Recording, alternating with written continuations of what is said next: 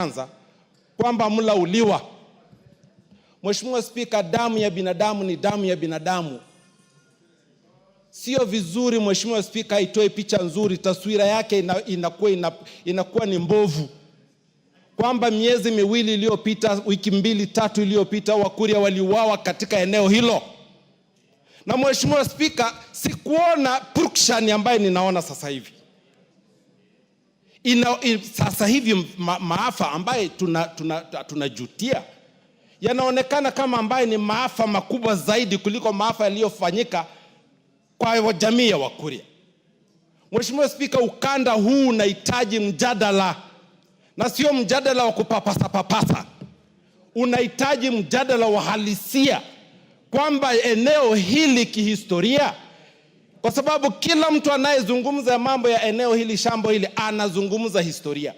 Sisi Wakuria tuna historia yetu, Kipsigis wana historia yao, Wasiria ndugu zetu, jamii ya Maa wazuri sana, majirani zetu wazuri sana, wana historia yao. Na sisi wote tunakubaliana kwamba maeneo hayo, sisi jamii zile ziko pale za Maa, Masai, Siria, Moitanik, Wasingishu, na sisi Wakuria pamoja na Wakisii na wale wengine wote ambao ni kwa kununua pale, tuishi pale kwa sawia. Watu wote tuna haki, kwa sababu katiba hii inatupa haki, Mheshimiwa Spika. Sasa haipendezi kwamba hii kamati malizeni. Mheshimiwa Spika, kamati ya administration hii, statement ya pili inakuja kutolewa na Mheshimiwa Sunkuli kwa swala hilo. Kwani hawa watu ni wazembe, ama ni kutaka hawataki, ni kazi hawataki kufanya, ama wanafurahia Wakuria wakifa, Kipsigis wakifa, wanataka nani afe ndio waje kutatua tatizo hili? Mheshimiwa Spika, jambo hili linaudhi Mheshimiwa Spika. Yes. Tongoyo, ni uzembe au ni kutotaka kufanya kazi? Hii ni ya lands au ni security? Yes. Thank you, Honorable Speaker. Of course, Honorable Speaker, knowing the importance and sensitivity of this matter, we will respond immediately on resumption from recess. But Honorable Speaker, having said this, I want to say the following. Honorable Speaker, I personally want to join... Tongoyo, given the gravity of the matter, yes, and the loss of lives, is there somebody playing some gadget in the house? Who is playing a gadget in the house? Is out of order.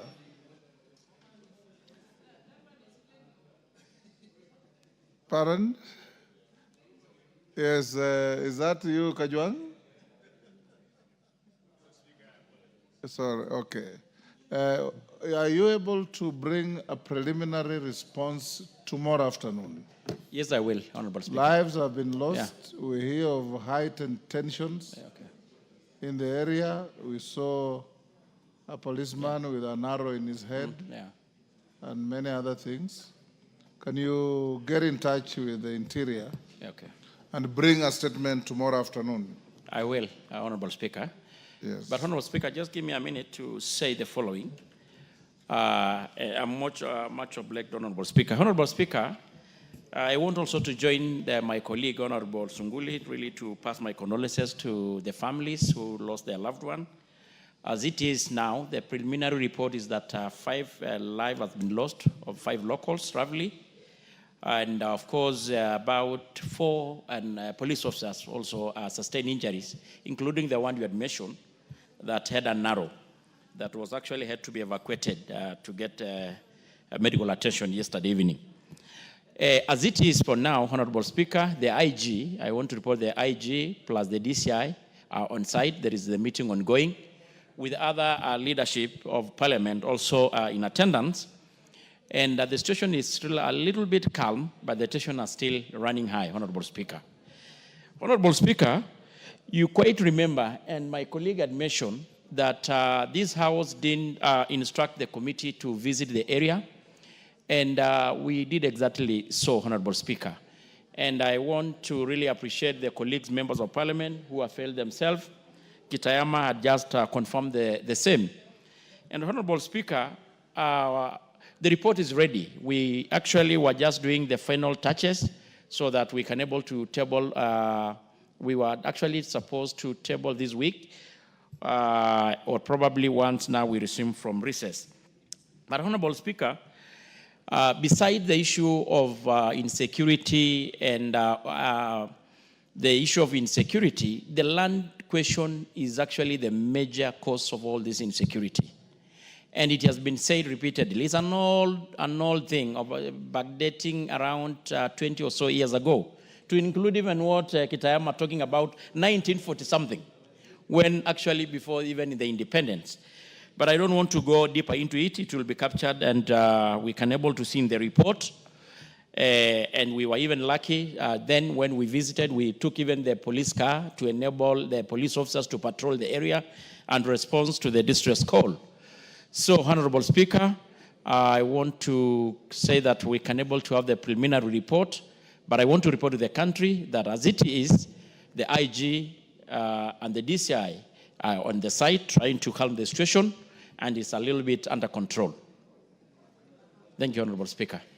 Members, and just like I talked to the honorable members from Baringo, and I'm happy to see Maclap and his neighbor sitting together. I wish Kamket was also with you.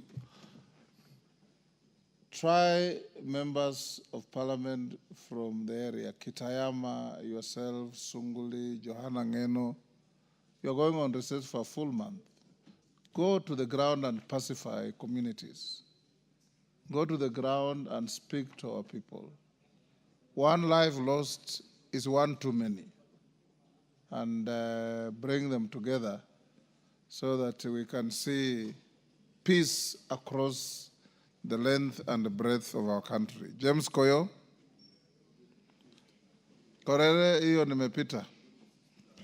Yes. Thank you very much, Honorable Speaker. Honorable Speaker, pursuant to the provisions of Standing Order 44.2c, I rise to request for a statement from the Chairperson of the Departmental Committee of Agriculture and Livestock regarding the position of the leasing program of the state-owned sugar farms.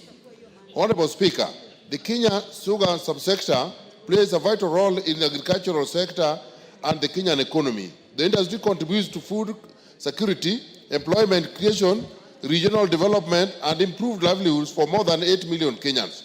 The Kenya sugar industry comprises of 16 milling factories with an installed capacity of 41,000 tons capacity per day, 5 of which are public owned. The public mills are Chemeli Sugar Company, Miwani Sugar Company receivership, Moroni Sugar Company receivership, Nzoia Sugar Company, South Nyanza Sugar Company, and Mumia Sugar Company, where the National Treasury is the single largest shareholder.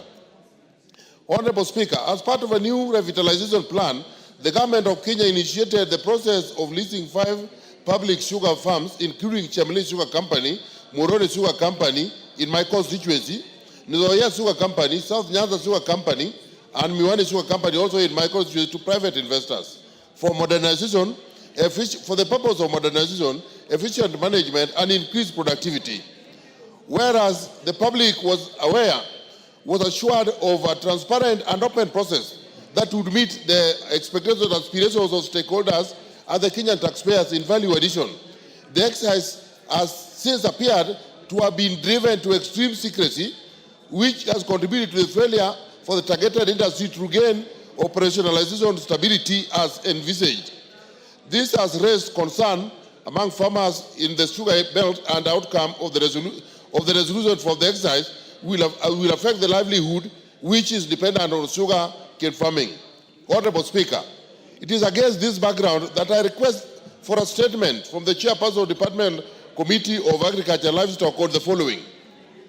1, the status or the position of the leasing program of the state-owned sugar farms, particularly Moroni Sugar Company and Chemeli Sugar Company, and also the status of Miwani Sugar Company, which together with Moroni are under the same receivership. And during the advertisement for the so-called leasing program, Miwani Sugar Company was also listed for leasing, but has since been quietly hived out for a process that will canvass at a later date. The criteria that was used in tender evaluation regarding the leasing program of Moroni Sugar Company and Chemelil, since these are public properties, everything about them is public. We want whoever is concerned to come out with a program, make it public, and tell the public, this is what we wanted, this is why this company that tender did not meet the threshold, and this is why this so and so met this threshold. The composition of tender committees that considered the leasing exercise and the recommendations they made, everything is being done in secrecy, and we are fear, the people here fear that the political class has hijacked the process and is determining it on their own and on their own consideration. And I'm telling you, Honorable Speaker, at the time of tabling, asking this question in Parliament, the constituency where these factories are is volatile. The workers are already demonstrating. The farmers are going to join them. The businessmen are soon. Your acceptance was to read the statement that I approved, not to debate it. Have you finished? Yes. Don't engage in extra statements. Thank you, Honorable Speaker. It's against this that I asked the chairman of departmental committee to come with a statement and make sure it's a statement that will meet the expectations of the public. Thank you, Honorable Speaker. Carol Omondi, you want to joyride on that? Yes, Honorable Speaker. On 27 September 2023, you did direct the Cabinet Secretary for National Treasury to write to me explaining the efforts made by National Treasury to recover and protect the nucleus estate of Miwani Sugar Company, in particular LR number 7545/3, which is about 11,000 hectares.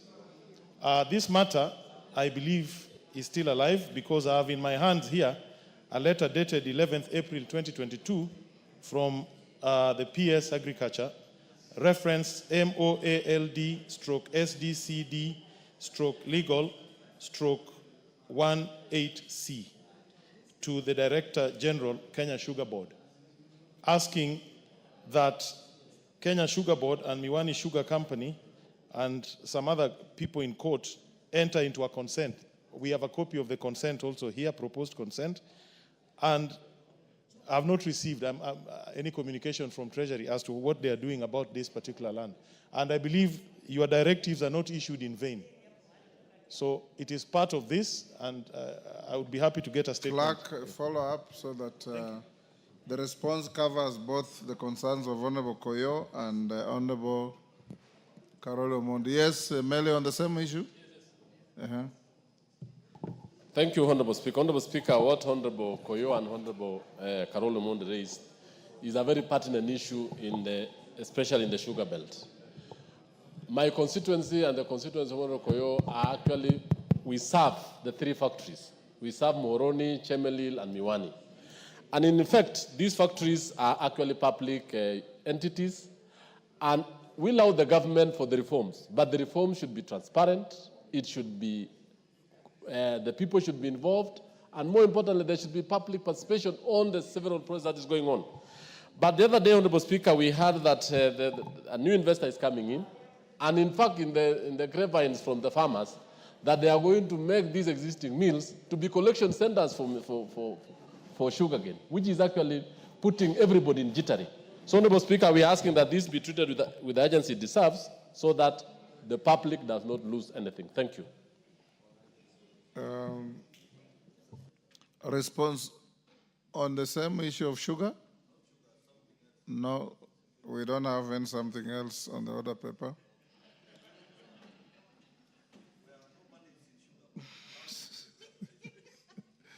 Responses, education and health. Who is responding to Abdi Shuria? Is Shuria in the house?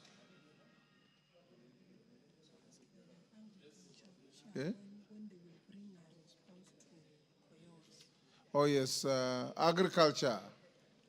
Where is the chairman? Ferdinand, yes, you are a member of that committee. Can you discuss with your chairman and bring a response Yes, Mr. Speaker, I first week think after recess? it's very important after the recess. May I get the information so I can be able to have a meeting? Because sugar is very important, and I think we even made a tour in that region. So I think we can give a response after recess. That's Thank you. 2 weeks after recess. Education and health. Is Honorable Sharia in the house? He's not. Were you ready with the response?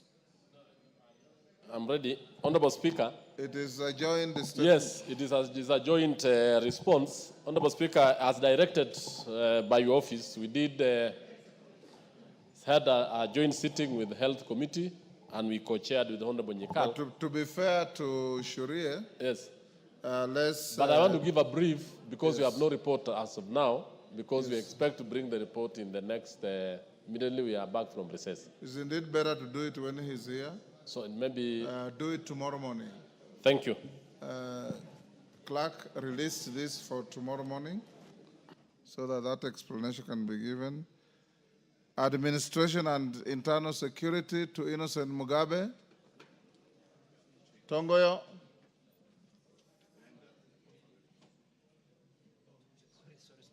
You have a statement to give?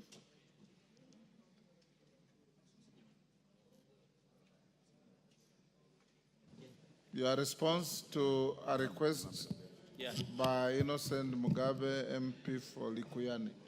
I'm ready, Honorable You're Speaker. ready? Go ahead. Honorable Speaker, with your permission, maybe before I respond to this, I've got another 3 statements that were responded to by the CS when he appeared before the committee. Yes. One by Honorable Daniel Manduku, who was also in the meeting with the CS. Another one by Honorable Ali Wario, who was equally there. And another one by Honorable Victor Koech. And I will kindly ask to have it tabled. Are they in the, you're just tabling? Yeah, just Those table. ones you can just table. Okay, thank you, Honorable Speaker. Then proceed to. On response to the statement being sought by Honorable Member of Parliament for Likuyani constituency, Honorable Innocent Mugabe, on the clashes between the police and the residents of the Likuyani constituency, and in particular, the Member of Parliament sought the following information: a report on the status of investigation into the death of Sydney Fugigi Culture and the reasons for the delay in arresting Mr. Simon Ashibira immediately to prevent the public agitation and unrest in the community. 2, a report of the investigation into the death of Miss Dorcas Naliaka Wanjala and Miss Sarah Toshia, and including the step taken to apprehend the police officers who used the live ammunition against unarmed civilians. Thirdly, the measures put in place to prevent the use of live ammunition during demonstration and the adoption of the alternative non-lethal methods of crowd control. And 4, the step being taken by the ministry to compensate the families of the deceased person. And I want to respond as follows. On that March, during a local funeral event, a disagreement arose between Simeon Ashibira, the community policing chairman of Zoya Division, and the late Sydney Fugigi, a grave digger. The conflict was triggered when the family of the deceased expressed concern about the Sydney's presence, alleging that he might steal from their guest based on past experience, and consequently they requested the Ashibira to be removed from the homestead. The Sydney left the event visibly unsettled and disgruntled. On the 4th March, the Sydney visited Ashibira's home to confront him over the perceived embarrassment at the funeral, and a heated exchange ensued, during which Sydney allegedly made threatening remarks, prompting Ashibira to forcefully remove him from his compound.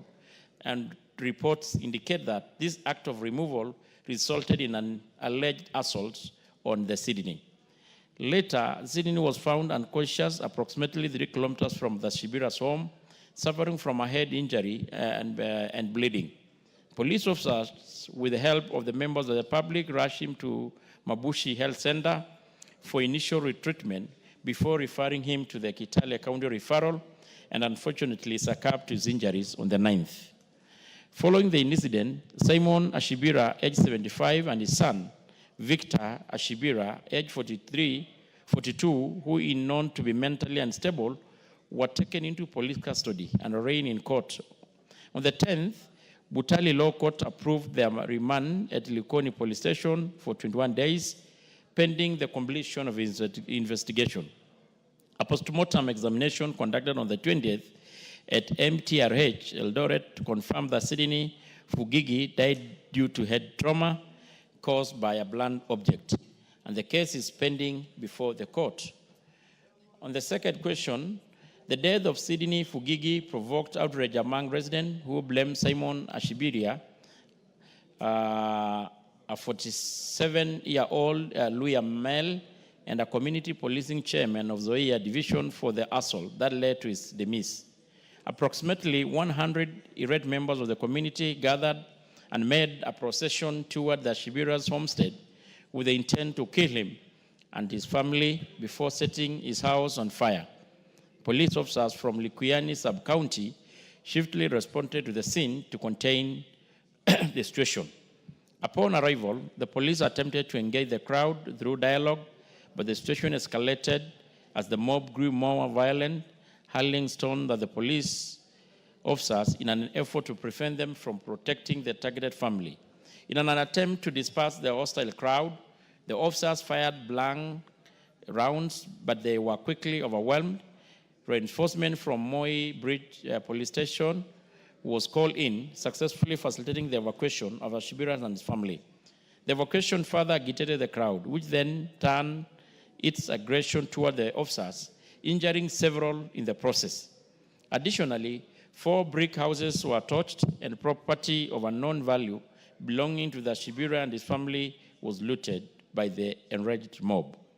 During the altercation, police officers fired both blank and the live rounds and multiple tear gas canisters. As a result, 2 female adults, Sarah Boez, 21, and Dorcas Naliaka, 25, sustained vital injuries. Several government vehicles were also damaged in the chaos, including a Matunda Police Station, Ford Ranger, GKB 149Y, with a smashed windscreen and damaged doors. An APS Likuyani Land Cruiser with a smashed windscreen and dented driver's door. And the DCC Likuyani Land Cruisers GKA 41H with a shattered windscreen and a dented passenger's door.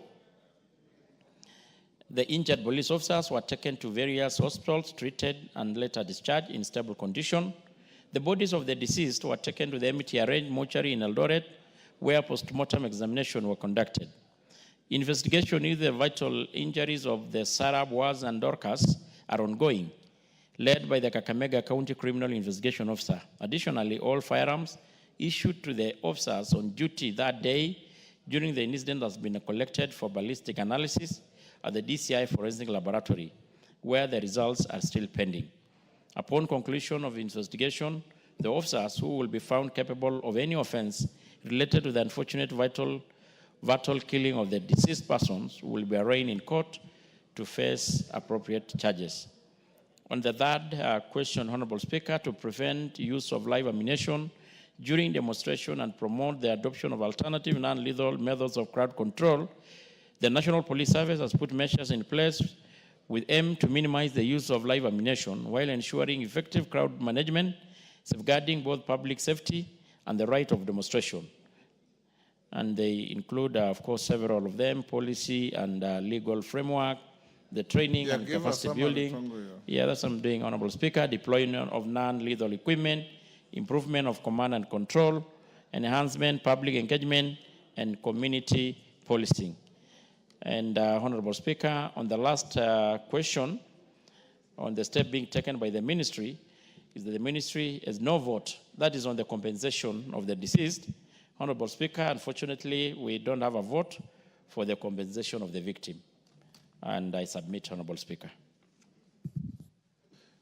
Yes, Innocent Mugabe, are you satisfied?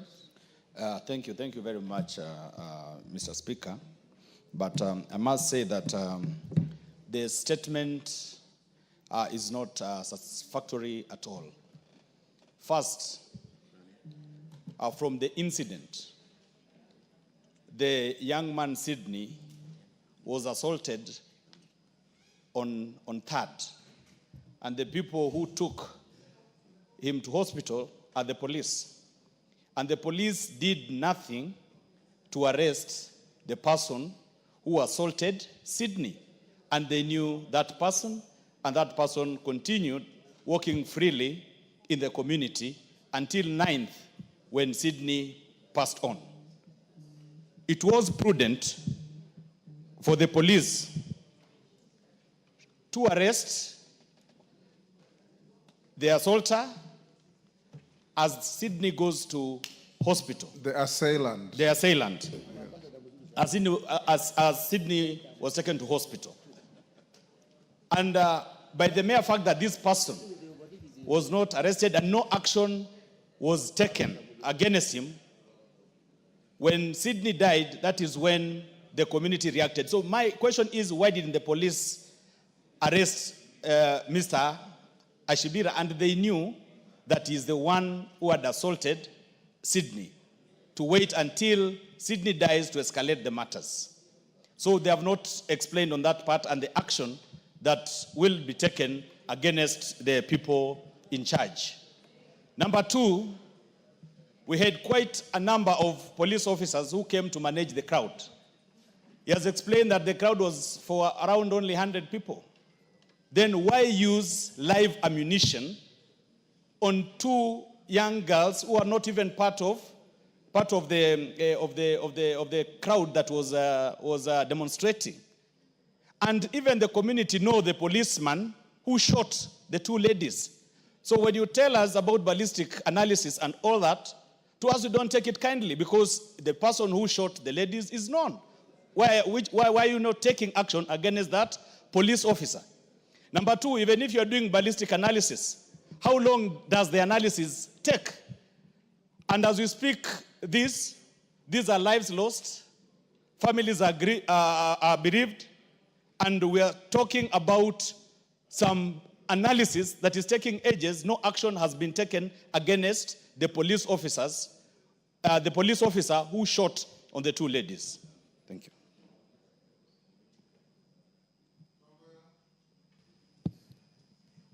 Umesikia vile umeulizwa? Unaweza kujibu? Yeah, Mheshimiwa Speaker. And I think that is a report as presented to us by the ministry. Maybe can able to sort a follow-up question, clarification on the issue raised. Has anybody been charged out of this incident? Innocent Mugabe, has anybody been arraigned in court out of this? Yeah. Give him the mic.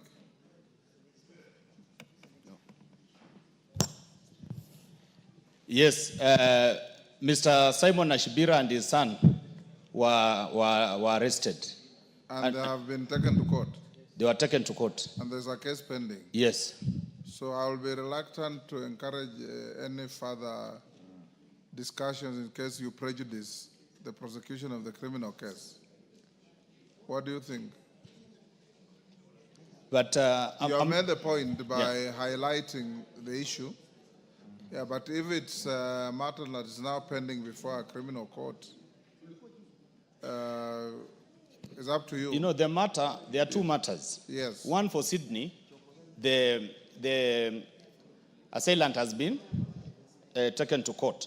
But for the 2 ladies, they were shot by a police officer through live ammunition. Who has not been taken action Yes, against. there's no action that has been taken on that front. Yes, Tongoyo? Honorable Speaker, I first want to appreciate that. Did the ladies die or they were just injured? No, they died. They died. They died. From the report, they died.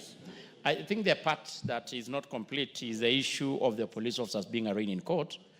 And I think it's probably waiting the ballistic to confirm the rifle that discharged the bullet that killed the deceased.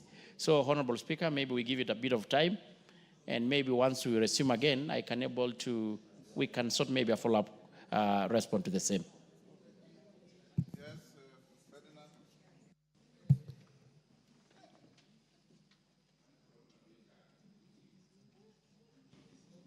Mr. Speaker, I just want to make a very general comment that I think there should be something wrong with the police that when you call the police, like what happened in Mikoris and what happened in this case, where the police, there's no discipline at all.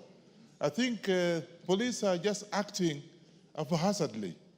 I don't know what we can do to have discipline so that if they are called upon to quell any disturbances, they are orderly. And from what you are saying is that somebody just haphazardly shot. What happened Kurikoro is where 5 people are killed. It's just because they're just haphazard.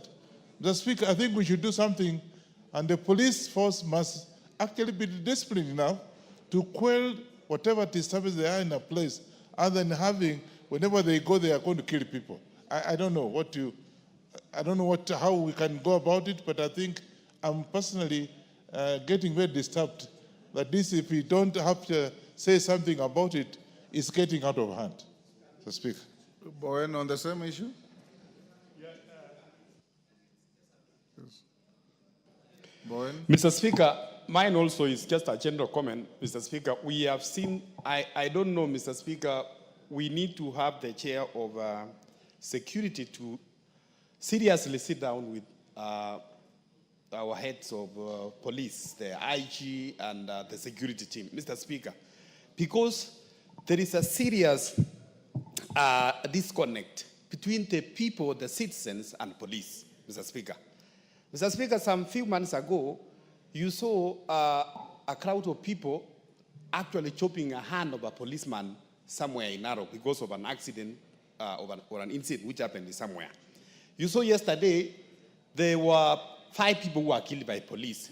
The case of in Lukuyani and many other parts in the country, Mr. Speaker. I think there is need for a police to come up with a policy on how they can have the policemen work with the Wananchi very well. And then number 2, Mr. Speaker, we need also to sensitize our people to respect the law enforcement officers, Mr. Speaker, because I look at it that at a point where a policeman is threatened and his life is in danger, that's a time they use their firearm. And by so doing, Mr. Speaker, sometimes even killing innocent people.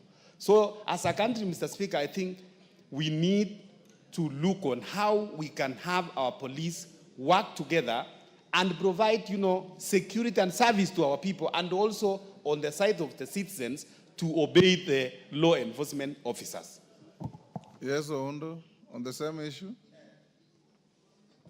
Honorable Speaker, what happened in Honorable Mugabe's place, Likuyani, is a cultural practice amongst the Luya called, in where I come from, is called Osola, which in translated means to revenge against a confirmed assailant who causes death. Honorable Speaker, I had a similar crisis in my constituency about 3 weeks ago. Luckily enough, we didn't lose any lives, but we lost a lot of property. And there was no even injury to the police. Only 8 policemen were dispatched out of a crowd of about 200 people. That's why we are saying that probably the police service needs to study the cultural context of such kind of eventualities and know how to manage.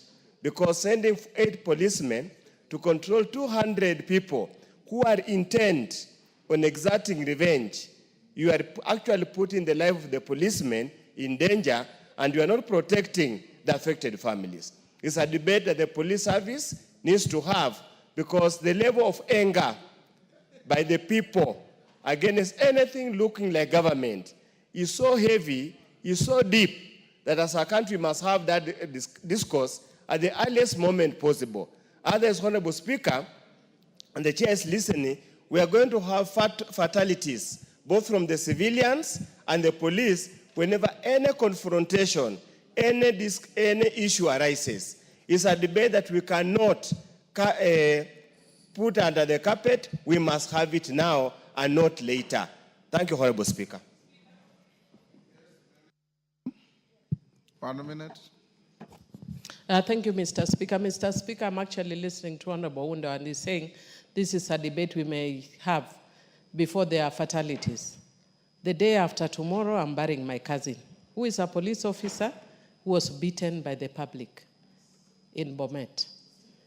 So it's actually a reality. It's called Samuel Orina. We are burying him, and we buried my uncle last week. The same home. And Mr. Speaker, there were sent 2 people, 2 policemen. You must also have seen a policeman under excruciating pain with an arrow lodged in his head. Yes. You can imagine, Mr. Speaker. These policemen are also your children. Yeah. So, Mr. Speaker, you find that in reality this happens. We must find a way of dealing with this, because normally in the house we talk like it's something that happens somewhere. Me, I'm telling you, my first cousin, we are burying him the day after tomorrow. He was killed in Bomet. He was beaten, was left for dead. He went and died of injuries about a week ago. So we need it, something that is no longer theoretical. You need to deal with it seriously. Tongoyo, you hear that? Yes. Kindly give me the mic. Honorable Speaker, I really want to associate with the sentiment of the members, but Honorable Speaker, is just fair enough to say that police officers are also human beings. Their fathers, their wives, and many a times, Honorable Speaker, as much as we normally, it's easy to condemn the police officer when they're in the wrong. Very rarely do we really appreciate and recognize them when they do good. We just see them when they fail. But once, Honorable Speaker, they do right, or of course they do even deterrent of crime, or even those who are actually in our borders to keep us here safe, we hardly appreciate them. That is an unfortunate reality. I'm not defending those rogue officers who may be a little bit go and against their ethics and the provision to kill innocent citizens. But equally, the citizens must at all time, Honorable Speaker, not take the law in their own hand. So that is what I have to say. That is why we have the community policing, so that we can able to close the gap that does exist, Honorable Speaker.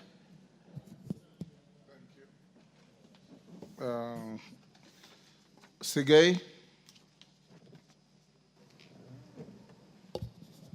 Honorable Sigay. Yeah, thank you, Mr. Speaker. I rise to request you, Mr. Speaker, about a statement I issued.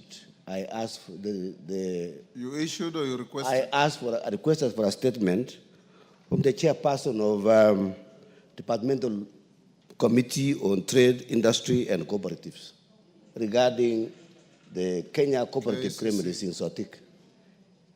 Mr. Speaker, this issue has been pending for a very long time, and I'm requesting, Mr. Speaker, if possible, you can be able to bring forward this. When did you ask a request February. for a statement? February. In February, 2 Yes. months ago. Majority Leader is not here. Millie, inform the Chair Agriculture, if possible, to bring the response tomorrow afternoon. It's been pending for 2 months. Next order. Before we go to order number 8. Oh, sorry, we have Chair Broadcasting is in the house. Yes, Nanok, do you have your statement ready?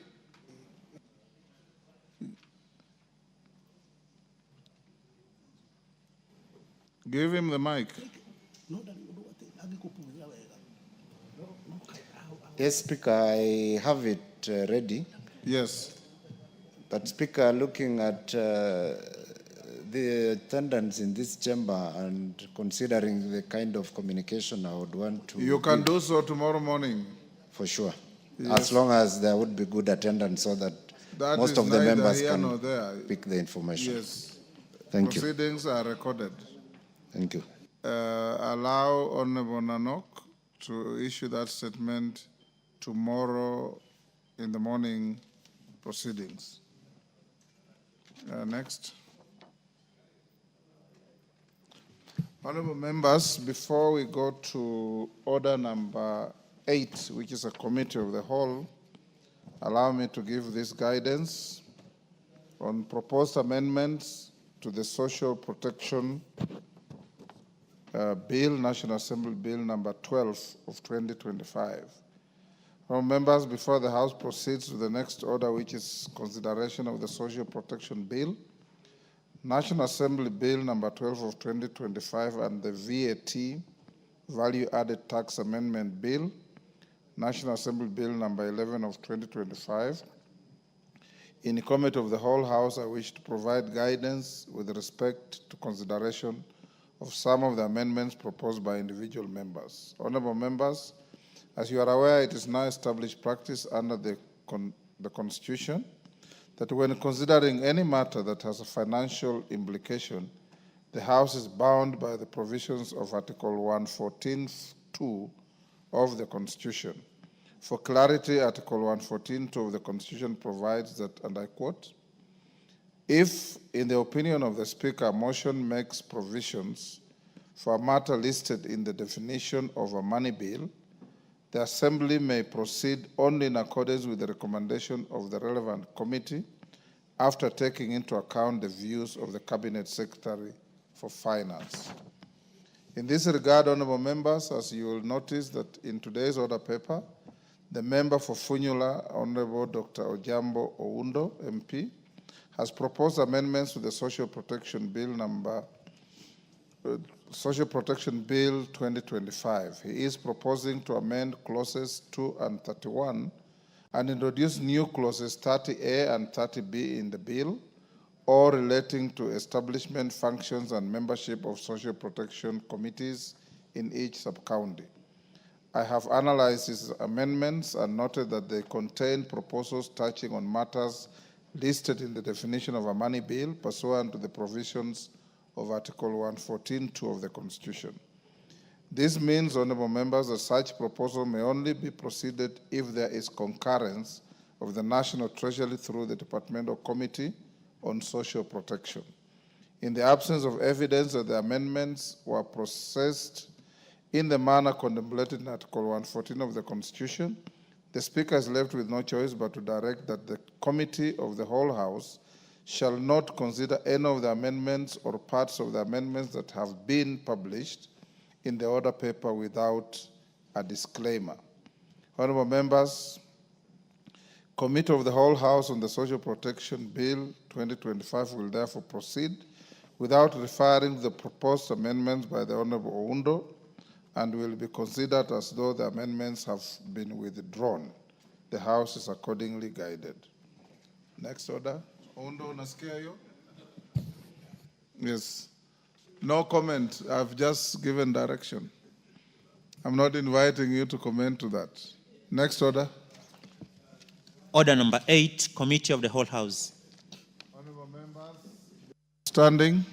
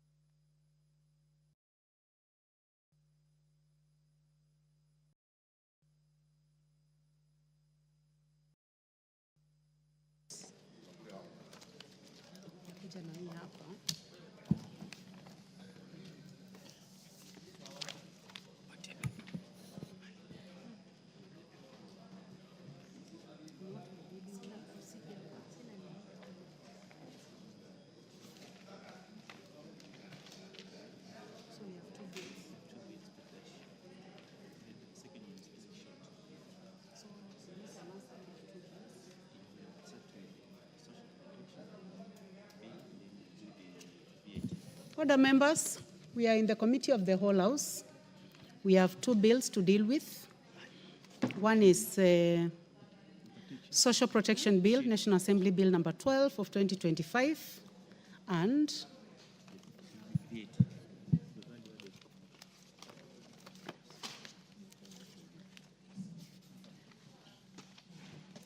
the Value Added Tax Amendment Bill, National Assembly Bill number 11 of 2025.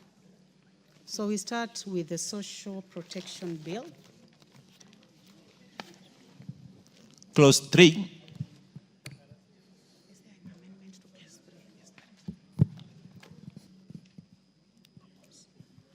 I propose the question that Clause 3 be part of the bill. There is an amendment, Chair. Majority Leader or Chair? Okay, thank you. Chair is in the House. Okay. Honorable Chair, I beg to move that Clause 3 be amended as indicated on the order paper. Honorable Chair, Article Justification, Article 43(3) of the Constitution mandate the state to provide appropriate social security to persons who are unable to support themselves and their dependent. Further, it is not financially tenable to caution all persons in need against risk and contingencies throughout their life cycle as currently provided on the bill. Thank you, Chair. Honorable members, I now propose the question that Clause 3 is amended. That Clause 3 be amended as proposed by the Chair. Any interest in this? I don't see any interest. Yes, there is interest. Honorable Tom Kajwang, Ruaraka. Or honorable members, any member who is interested in making comments on the amendments, please go to the intervention. And if you are not interested, please remove your cards. So Honorable Tom Kajwang, please remove your card. Honorable Sarah Korere, Laikipia North, please remove your card. Honorable members, I put the question that Clause 3 as amended be amended as proposed by the Chair. Will as many as of that opinion say aye? Will as many as of a contrary opinion say nay? The ayes have it. I now put the question that Clause 3 as amended be part of the bill. As many as of that opinion say aye? Will as many as of a contrary opinion say nay? The ayes have it. Clause 4 and 5. I put the question that Clause 4 and 5. I propose the question that Clause 4 and 5 be part of the bill. There be no amendment. I put the question that Clause 4 and 5 be part of the bill. Will as many as of that opinion say aye? Will as many as of a contrary opinion say nay? The ayes have it. Clause 6. I propose the question that Clause 6 be part of the bill. Chair, you have an amendment. Yes. Honorable Chair, I beg to move that Clause 6 be amended as indicated on the order paper. The justification of this is a replacement of the word may with shall will abrogate the county government to implement national government policies on social protection through county-specific registration and strategies as opposed to making it optional as currently provided in the bill. Thank you, Chair.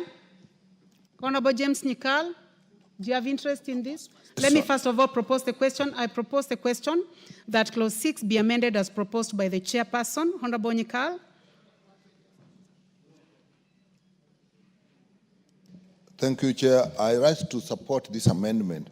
Social protection, Chair, is actually important. As of now, there is a lot of disconnect between what is happening at national level and at the county level. And actually, there is duplications. So I think this amendment actually will create the link that is required and even give provision for the counties to actually look at ways that they'll do. This is actually more appropriate to them. Therefore, I support. Thank you, Honorable Nyikal. Honorable members, I now put the question that Clause 6 be amended as proposed by the chairperson. Will as many as of that opinion say aye? Will as many as of a contrary opinion say nay? The ayes have it. I now put the question that Clause 6 be amended as amended be part of the bill. Will as many as of that opinion say aye? Will as many as of a contrary opinion say nay? Honorable members, will as many as have a contrary opinion say nay? The ayes have it. Clauses 7 and 8. I propose the question that clause 7 and 8 be part of the bill. No amendment, so I put the question that clause 7 and 8 be part of the bill. As many as have that opinion say aye. Will as many as have a contrary opinion say nay? The ayes have it. Clause 9. I propose the question that clause 9 be part of the bill. Honorable Nganga, you have an amendment. Chairperson. Thank you. Honorable Chair, I beg to move that clause 9 be amended as indicated in the order paper.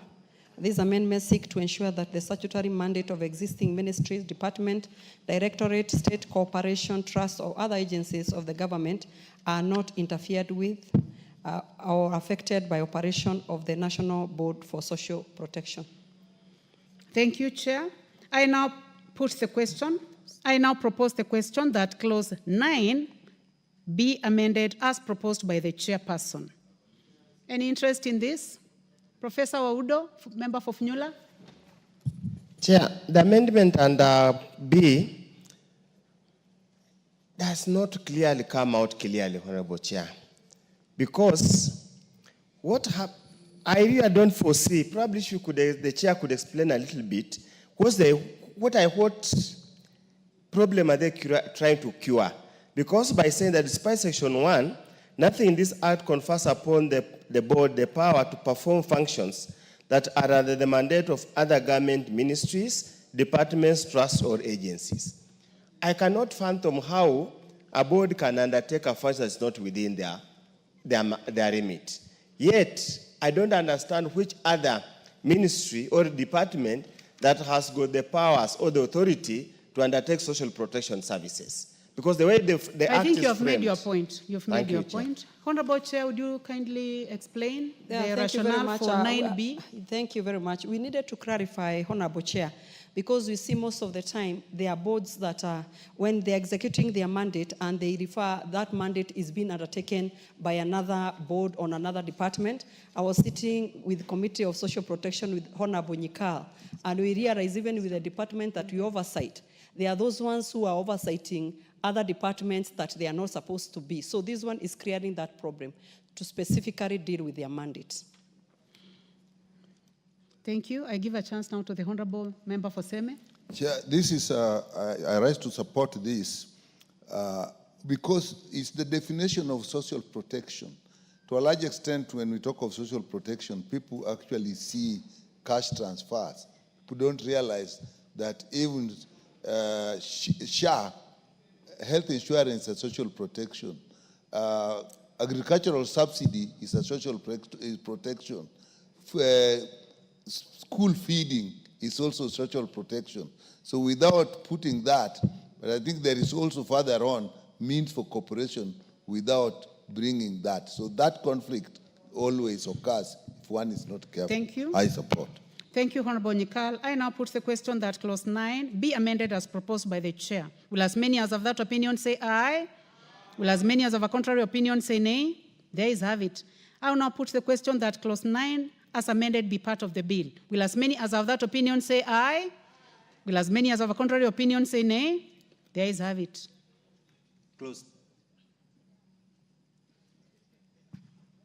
10. I propose the question that clause 10 be part of the bill. Mover, Chairperson.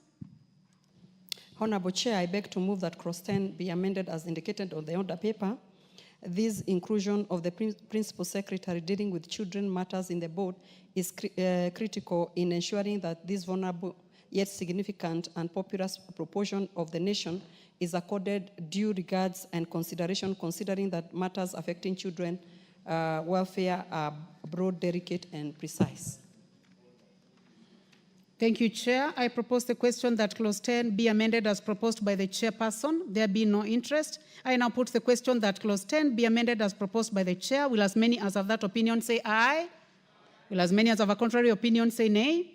The ayes have it. I now put the question that clause 10 as amended be part of the bill. Will as many as have that opinion say aye? Will as many as have a contrary opinion say nay? The ayes have it. Clauses 11, 12, 13, 14, 15, 16, 17, 18, 19, 20, 21, 22, 23, 24, 25, 26, and 27. Thank you. I propose the question that clauses 11 to 27 be part of the bill. There have been no amendments. I now put the question that clauses 11 to 27 be part of the bill. Will as many as of that opinion say aye? Will as many as of a contrary opinion say nay? The ayes have it. Clause 28. I propose the question that clause 28 be part of the bill. Chair, you have an amendment. Honorable Chair, I beg to move that clause 28 be amended as indicated on the order paper. The justification is most caregivers who give care to children, persons with disability, and other vulnerable persons have no source of income since they are engaged with the vulnerable care receivers, typically on a daily basis, and as such are deserving of social protection intervention. Thank you, Chair. I propose the question that clause 18 be amended as proposed by the Chair. I see the honorable members, I would like to take that again. I propose the question that clause 28 be amended as proposed by the chairperson. The Honorable Professor Oundo. Chair, it might be well-intentioned, but it has got all the hallmark of fraud being committed. You will have a hallmark of people who will become professional caregivers just to live and hang on the vulnerable persons, unpaid, deficient, and supported caregivers. Already, if he's deserving to be, for social protection, why can the so-called caregiver and supported and paid deficient caregiver become a beneficiary of social protection? I foresee here a situation, Honorable Speaker, Honorable Chair, of those guys who will just hang around these people and pretend and purport to be caregivers without any formal training or without even being in need for social protection. I want to ask the Chair to relook at it. This, we are setting a dangerous precedence. Thank you, Chair. Well, let's give other people a chance. The Honorable David Bowen, member for Marakwet East.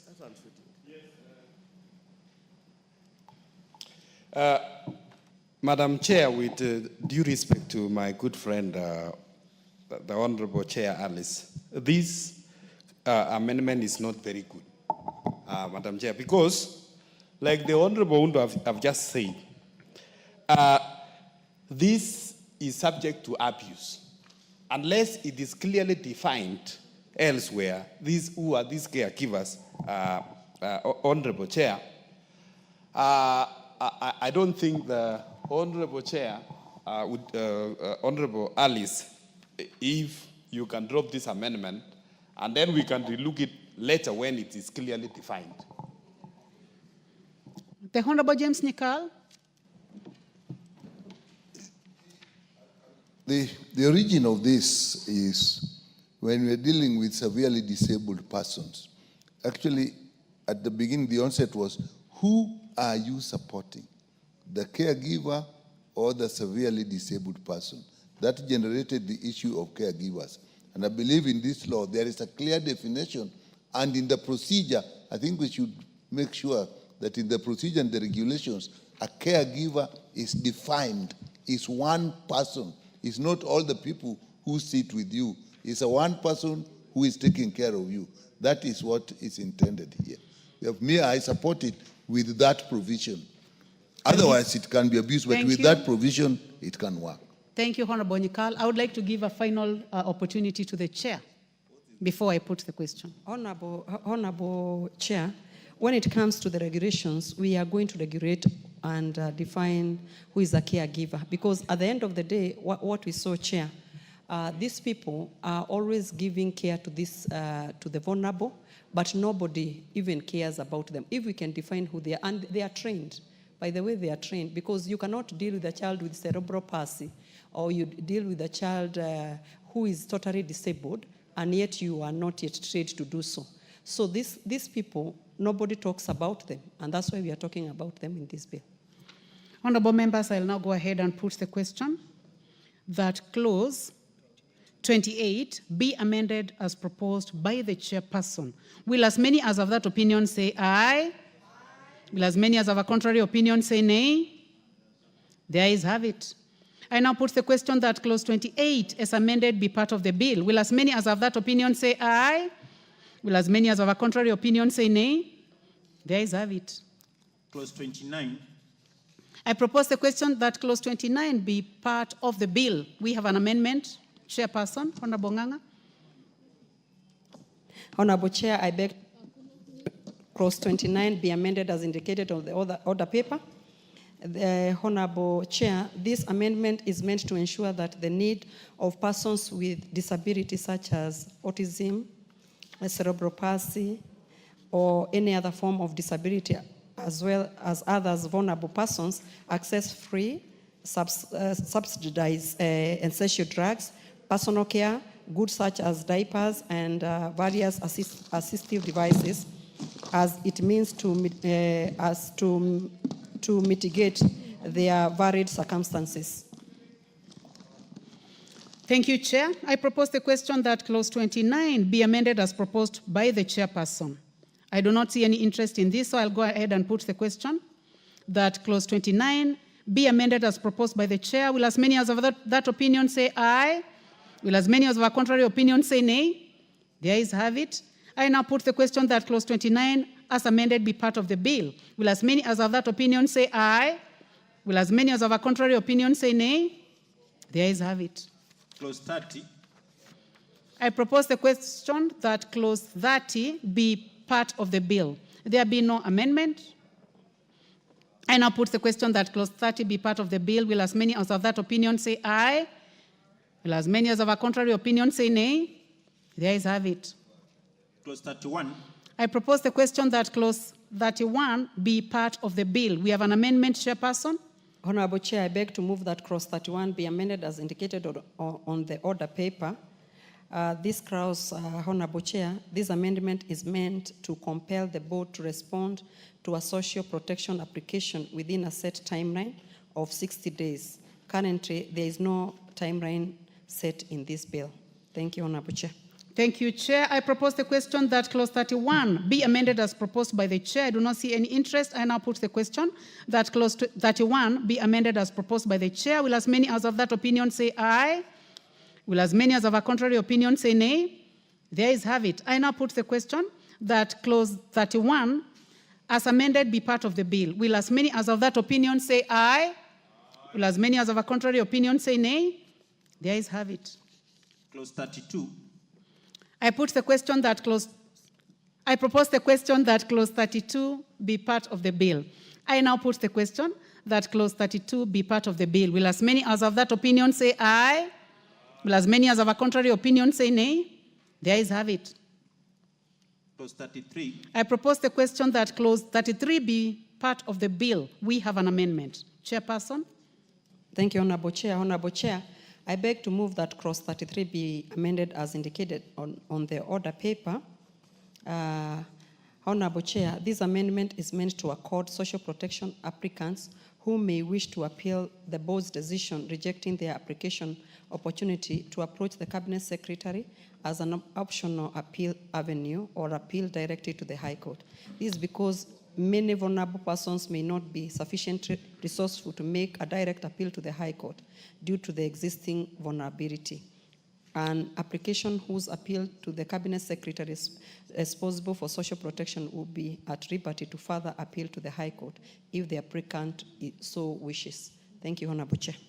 Thank you, Chair. I propose the question that clause 33 be amended as proposed by the chairperson. I now put the question that clause 33 be amended as proposed by the chairperson. Will as many as of that opinion say aye? Will as many as of a contrary opinion say nay? The ayes have it. I now put the question that clause 33 as amended be part of the bill. Will as many as of that opinion say aye? Will as many as of a contrary opinion say nay? The ayes have it. Clauses 34, 35, 36, 37, 38, 39, 40, 41, 42, 43, 44, 45, 46, 47, 48, 49, 50, 51, 52, 53, 54, 55, and 56. I propose the question that clauses 34 to 56 be part of the bill. There be no amendments. I now put the question that clauses 34 to 56 be part of the bill. Will as many as have that opinion say aye? Will as many as have a contrary opinion say nay? The ayes have it. The schedule.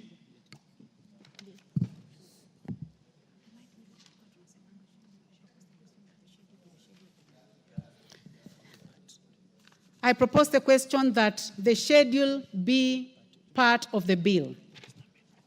There is an amendment? There is no amendment. I now put the question that the schedule be the schedule of the bill. Will as many as have that opinion say aye? Will as many as have of a contrary opinion say nay? The ayes have it. Clause 2.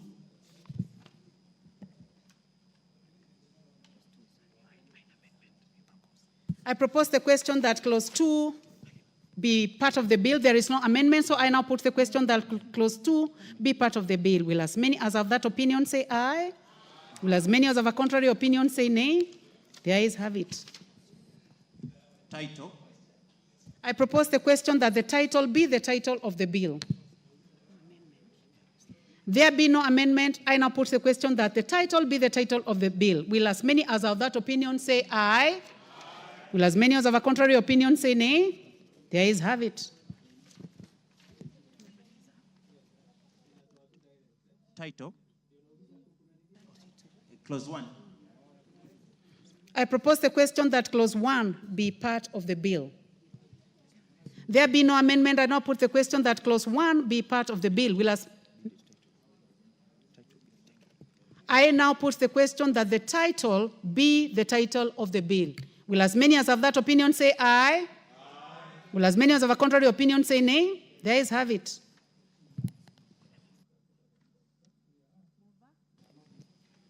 Honorable Chairperson. Understand it is the majority leader. Please proceed.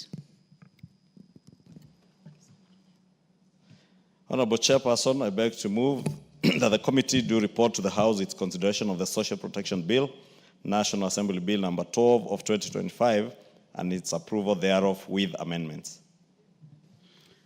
Thank you, Majority Leader. I now put the question that the committee do report to the House its consideration of the Social Protection Bill, National Assembly Bill number 12 of 2025, and its approval thereof with amendments.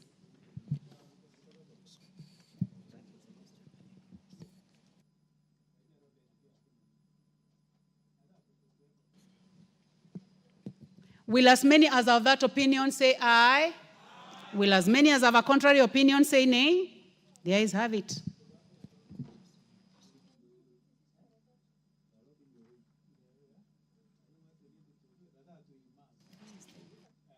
Members, we are now going to move to the next bill, which is now going to be handled by the Majority Leader. The Value Added Tax Amendment Bill, National Assembly Bill number 11 of 2025. Majority Leader. Honorable Chair, I want to beg your indulgence because having consulted the chair of the Finance Committee, they are currently in a meeting with the Kenya Revenue Authority, still deliberating on some of the effects of this, the amendments that were proposed in this amendment bill. And I therefore beg your indulgence that we do adjourn committee on the consideration of that particular bill until the Finance Committee finalizes with their report. Honorable members, the request by the Majority Leader is assented to.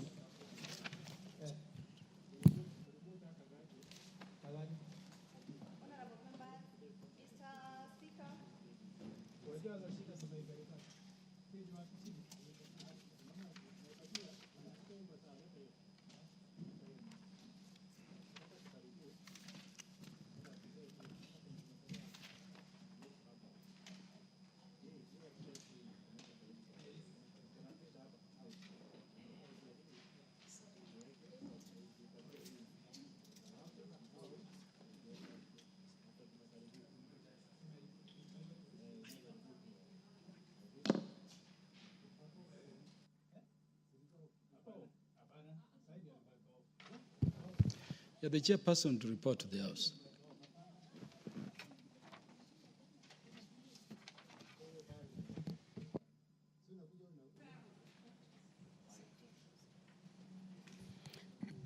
Thank you. Honorable Speaker, I beg to report that the Committee of the Whole House has considered the Social Protection Bill, National Assembly Bill number 12 of 2025, and approved the same with amendments. Thank you, Mr. Speaker.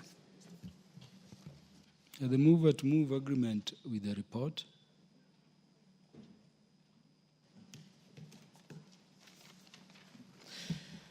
Honorable Speaker, I beg to move that this House do agree with the report of the Committee of the Whole House on its consideration of the Social Protection Bill, National Assembly Bill number 12 of 2025, and I also request the Honorable Hillary to second the motion, the Vice Chair of the Committee. Mr. Speaker, I second.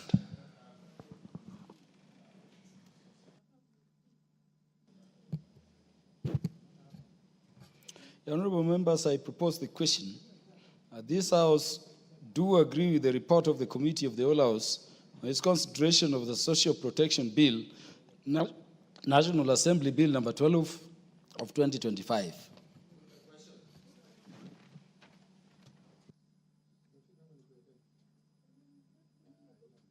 Oh, there is no interest. For the convenience of the House, the question will be put to a future date when it will be next scheduled by the House Business Committee for consideration. Next order. Order number 9, motion, discharge of the Public Transport Motorcycle Regulation Bill, Senate Bill number 38 of 2023. Is that Honorable T.J. Kajwang moving on behalf of the committee? Ranking member. Mr. Chair, Mr. Speaker, I have the pleasure to have been delegated by the Chair of Transport and Infrastructure to move the bill as in the order paper for the discharge of the Senate Amendment Bill, which is before us. Mr. Speaker, we want to create a precedence on how this House can relate to the other House. A bill which emanates from the other House. The Honorable T.J. Kajwang, the House has not had you move before you start debating. So would you begin by moving? Mr. Speaker, sir, I move the motion as is in the order paper in motion number 8. I suppose it's 8, is it? Thank you. Yeah, the Honorable T.J. Kajwang, do you have the standing order with you? And I know you are the order paper. Kindly pass the order paper to Honorable T.J. Kajwang. Is an old member. Yes. And obviously, Honorable Kangogo cannot pretend to know more of the standing orders than I. But I think it is because I did not have the order paper in my hands. And so, Mr. Speaker, that notwithstanding the provisions of Standing Order 127.5, Mr. Speaker, I beg to move the motion for the discharge of the Public Transport Motorcycle Regulation Bill, Senate number 38 of 2023. That notwithstanding the provisions of Order 127.5 and taking into consideration the request from the Senate for withdrawal of the Public Transport Motorcycle Regulation Bill, Senate Bill number 38 of 2023, this House resolves to discharge the Public Transport Motorcycle Regulation Bill, Senate Bill number 38 of 2023 from the second reading. I so move. Mr. Speaker, the gist of this motion is simply to create a legal infrastructure on how we conduct business in the other house and in this house. A bill emanating from that house, having been processed and considered and passed by the Senate, is referred to this house for reciprocal consideration. When it lands in this house, it ceases to be the property of the Senate. It is the property of this house. And how to deal with it and how to process it remains the province of this house under the relevant standing orders. But something happened in the process by which this bill was processed that is new in this jurisprudence, that a member having Honorable Boni Halwale, who is a majority leader in that house, proposed a bill as an individual member's bill. Then when it landed in this house, then he sought by way of letter to withdraw that bill when it was in this house. Now, Speaker, faced with that circumstance, did not, for want of creating relationship, having a mutual relationship between that house and this house, in the Speaker's communication, which was read the other day, found that he was very sympathetic to that member, but that member of the Senate could not withdraw what is before this house. And so, in the best interest and in the best advice of the Speaker, that therefore we have a motion before us so that this house should express itself one way or the other. Because we do not have the standing orders that is allowing a senator who has already processed his bill to come and withdraw something before us. That can only come by action of the majority leader. Now, Honorable Speaker, we need to structure, we need to regulate this border business. Everybody accepts. Because it is a big problem, it is a time bomb in our hands.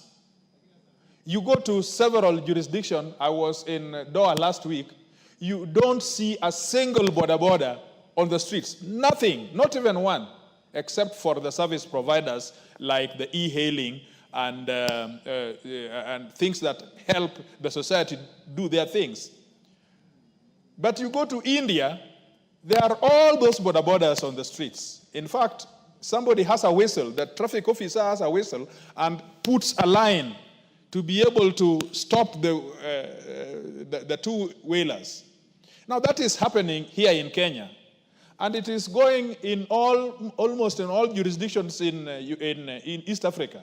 You go to Uganda, in the neighborhood in Kampala, there are all those borders. The next you go to 9th floor in Kenyatta Hospital. It is a hospital for bones broken by motorcycles.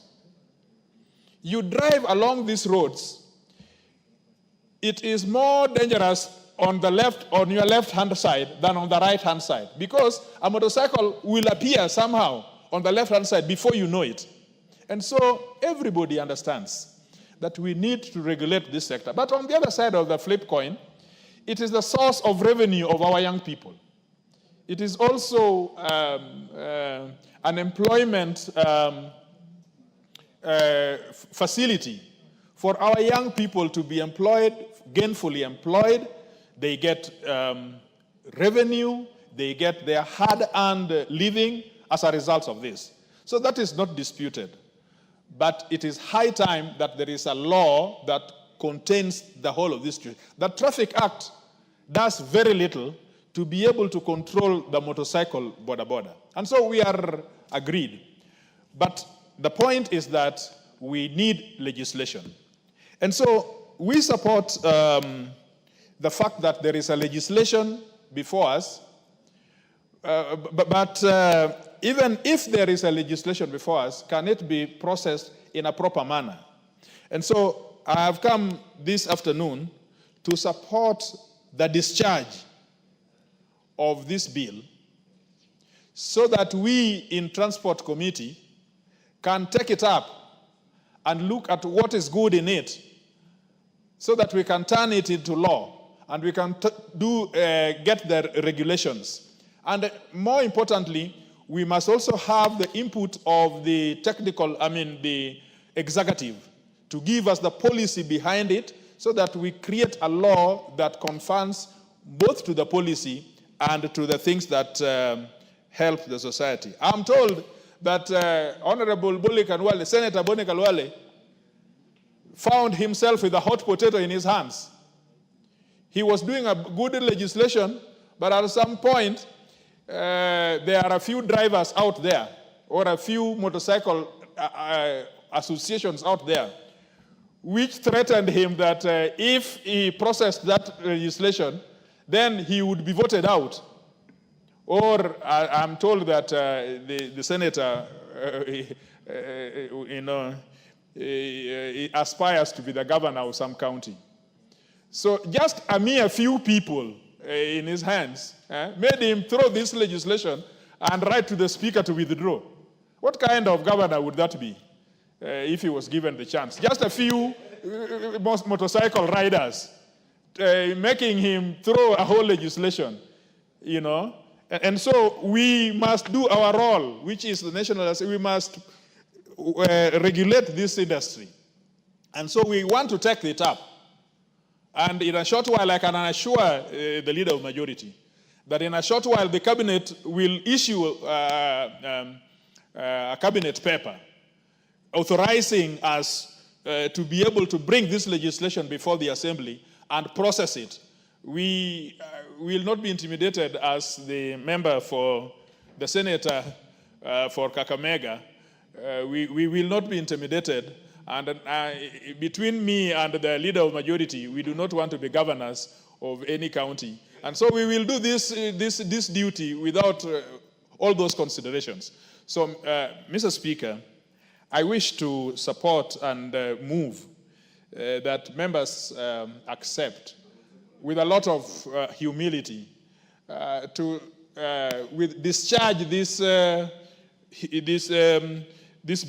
If for no anything, just to let Khalwale know that there is no procedure in the standing order for withdrawing a bill once it is here. He wants to usurp powers which he does not have, to usurp powers in the assembly when he is in the Senate. Mr. Speaker, with those remarks, I support and I move, I propose, and I think the leader of majority will be kind enough to second. I thank you, Mr. Speaker. Leader of majority, hoping you don't fear border riders. Thank you, Honorable Speaker. You know, fear and me are never in the same sentence, Honorable Speaker. But allow me, Honorable Speaker, to second this motion by the Committee for Transport and Infrastructure to discharge the Public Transport Motorcycle Regulation Bill, which, Honorable Speaker, as many members may have noted, even the name itself, I don't know, I know Dr. Khalwale is a medical doctor, but English, I think, he should have borrowed some better English from this assembly. But as a mover has said, this being a bill, a private member's bill that came from the Senate, and Senator Khalwale, who was a proposer of this bill, has written seeking to withdraw. But as Honorable Kajwang has said, and as was noted by the Speaker in his communication, there is no process of a senator withdrawing anything from this House. Whether he is a sponsor of a bill or motion that has been processed and finalized within the Senate and it comes to this House, it is only the motions of this House and our procedures that can then discharge or withdraw such a bill. And therefore, let it be a lesson not just to Senator Khalwale but to the other senators that if you want to propose legislation, be man enough to be able to bear the consequences of the choices that you make, because we've previously been told that choices have consequences. Honorable Speaker, I want to agree with the mover, Honorable Kajwang, that if you intend to be a governor of a county, you will be required to make hard decisions and the right decisions on behalf of the people. That is what leadership calls for. As a leader, time and again you'll be called upon to make decisions, some that may not be popular with the masses, but are the right decisions. And how I wish Senator Boni Halwale had allowed leadership to take charge of his decisions other than political expediency. Because the decision to withdraw this bill by the Honorable Senator Boni Halwale is more of political expediency and playing to the gallery than being a leader. And probably the people of Kakamega are the ones to judge whether that is somebody they would trust to lead other than politic. Because it is very easy to politic and shout in funerals, in political rallies, but to offer leadership is a different issue altogether, Honorable Speaker.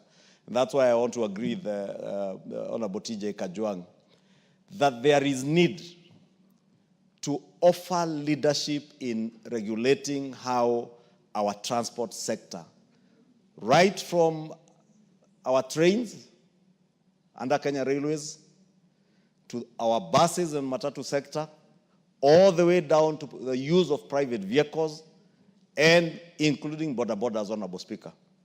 Because it is chaotic to drive on Kenyan roads, Honorable Speaker. As Honorable TJ says, it is more dangerous to check what is on your right than on your left today. Because people overtake, you expect that people will be overtaking on your right because we drive on the left, we are left, it's called what? Right-hand drive cars, and we keep left on our roads. But people overtake from the left, from your right, join the roads from every other corner, overtake at all manner of places, including blind spots, Honorable Speaker.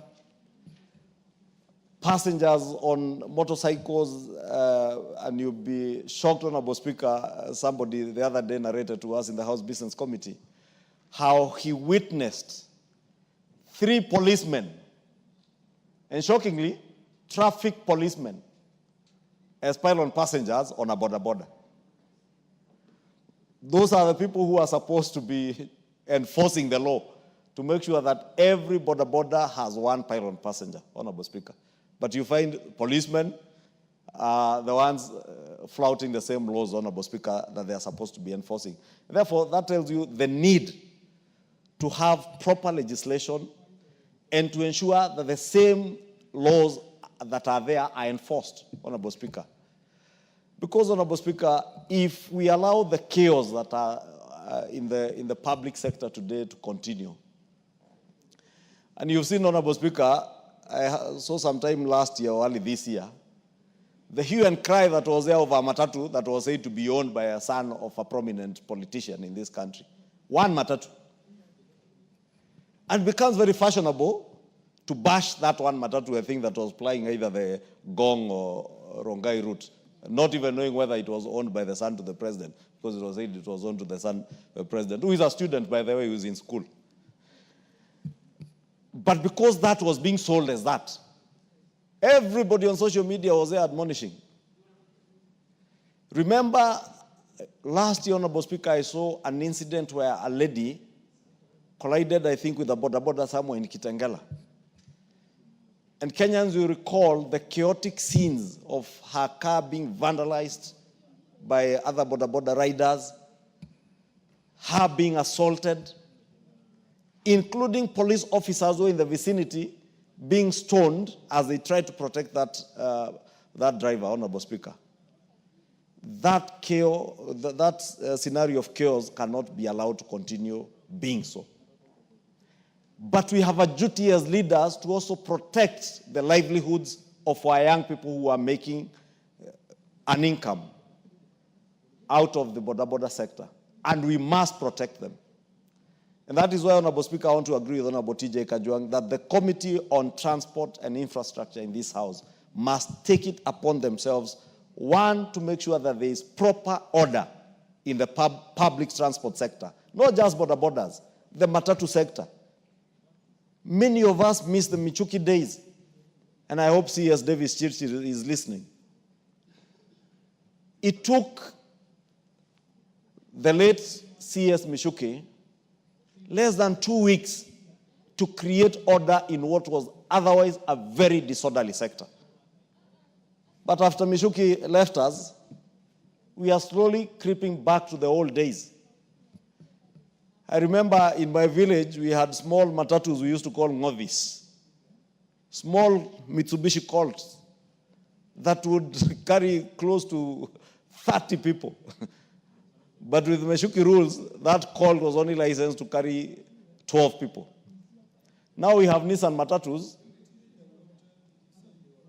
They were called ngovi.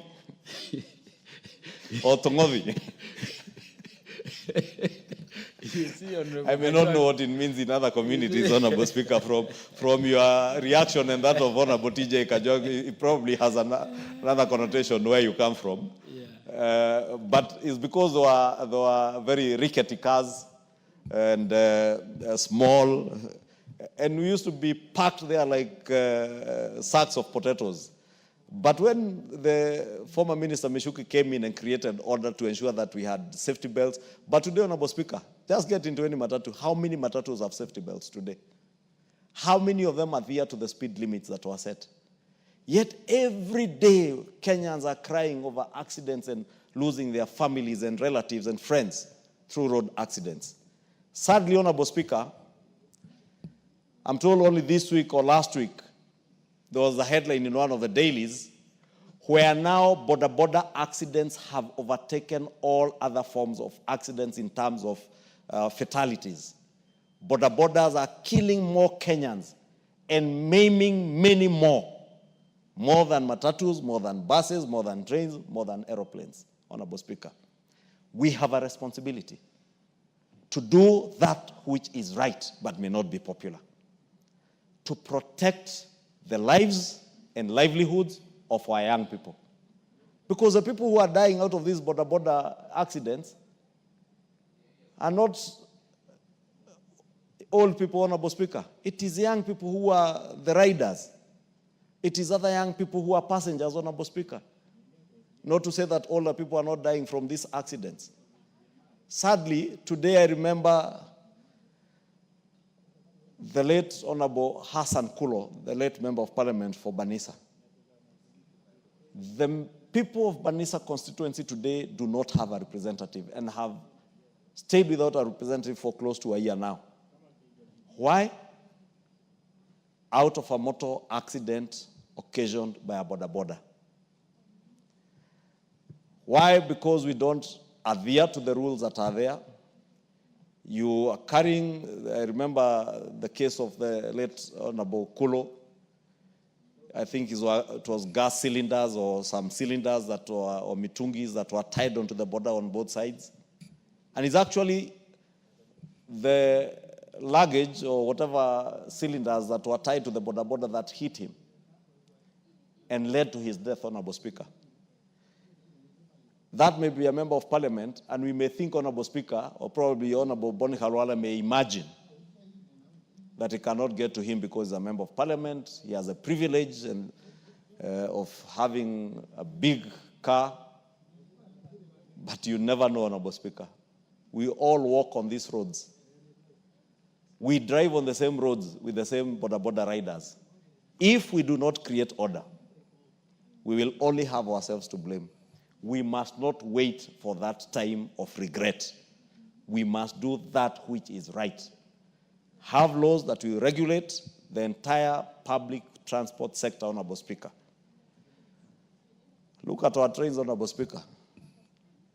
At times, you only thank God during rush hour on some routes, I don't want to name many of those routes, where passengers are even riding on top of the train, not in the train, not hanging on the train, on top of the train. And you imagine in some places, the train goes through tunnels. and bridges. And people have to keep ducking as it goes through the bridge. Where is order, Honorable Speaker, in this sector? Do we still have a cabinet secretary in charge of this sector? Yet we have a whole state department in charge of transport. How many Kenyans know who the PS for transport is? Honorable Speaker, I am certain if I asked even members here who the principal secretary in charge of transport is, they do not know. You can hear members asking. That is why we miss the late John Mishuki. How I wish Honorable Senator Khalwale would get the balls of the late Honorable John Mishuki. But we live to do what is right, and I do pray that the Committee of Transport and Infrastructure, which the Honorable TJ Kajwang is a ranking member of, will act to make sure that we have order in the entire sector, Honorable Speaker, so that when we speak about telematics in traffic control in Nairobi and other urban centers, systems alone will not deal with the problem. It has to be systems and our own habits as we drive, as we walk, as we ride on these roads, Honorable Speaker. But if we, whatever manner of traffic control systems that we put in the city and other areas, if we do not have the discipline to use them, Honorable Speaker, they will all be investments in futility and a waste of public resources unless we change our attitudes, our behavior, and ensure that all these public sector modes of transport from border, matatus, private vehicles to the train are well and properly regulated. And I look forward to the day that this committee will bring as a law that will serve to create some order in this area, Honorable Speaker. But with that, I beg to second the discharge of this bill by the Honorable Senator for Kakamega, who I would also urge next time, before you sit and formulate legislation, think through and decide whether you want to do that which is right or that which is popular.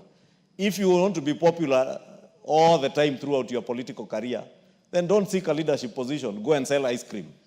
That one you will make people happy all the time. Otherwise, in this business that we are in, we're in the business where at times you will make people happy. At times, they will be unhappy with you. But if you are doing the right thing, at the end of the day, they will come to realize that that which you are doing was in their best interest. And that is why they trusted you with leadership, so that you lead and they follow. And you lead so that you get the best out of them and for them. Thank you, Honorable Speaker. Thank you, Majority Leader. Honorable members, I now propose the question that notwithstanding the provisions of Standing Order 127.5 and taking into consideration the request of the Senate for withdrawal of the Public Transport Motorcycle Regulations Bill, Senate Bill number 38 of 2023, this House resolved to discharge the Public Transport Motorcycle Regulation Bill, Senate Bill number 38 of 2023, from the second reading.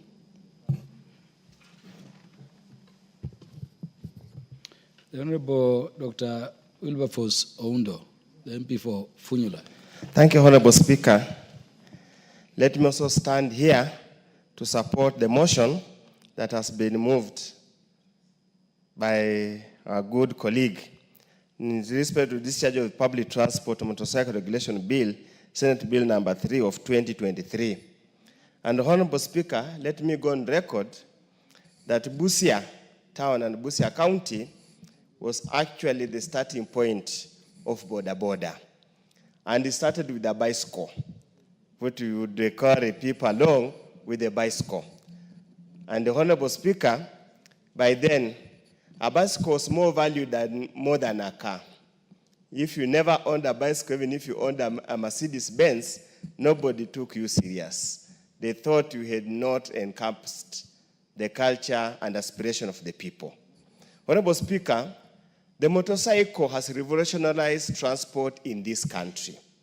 the border sector's revolutionary transport in this country has made transport more accessible and has allowed people to reach various destinations he thought they would not have reached because of poor roads. Honorable Speaker, and because of the traffic jam in this country, especially Nairobi, motorcycle comes in handy in terms of speed and ability to reach a destination that others would have taken you much longer to get there because of traffic jam. Honorable Speaker, Boda Bodas is one of the biggest employer of both the youth, some old people, and people who probably had no other avenue of making a living. That's a fact. Honorable Speaker, Boda riders are our sons and daughters, are members of this society that whichever way we look at it, we must find a mechanism to protect their business, to protect their jobs, yet ensure there is safety.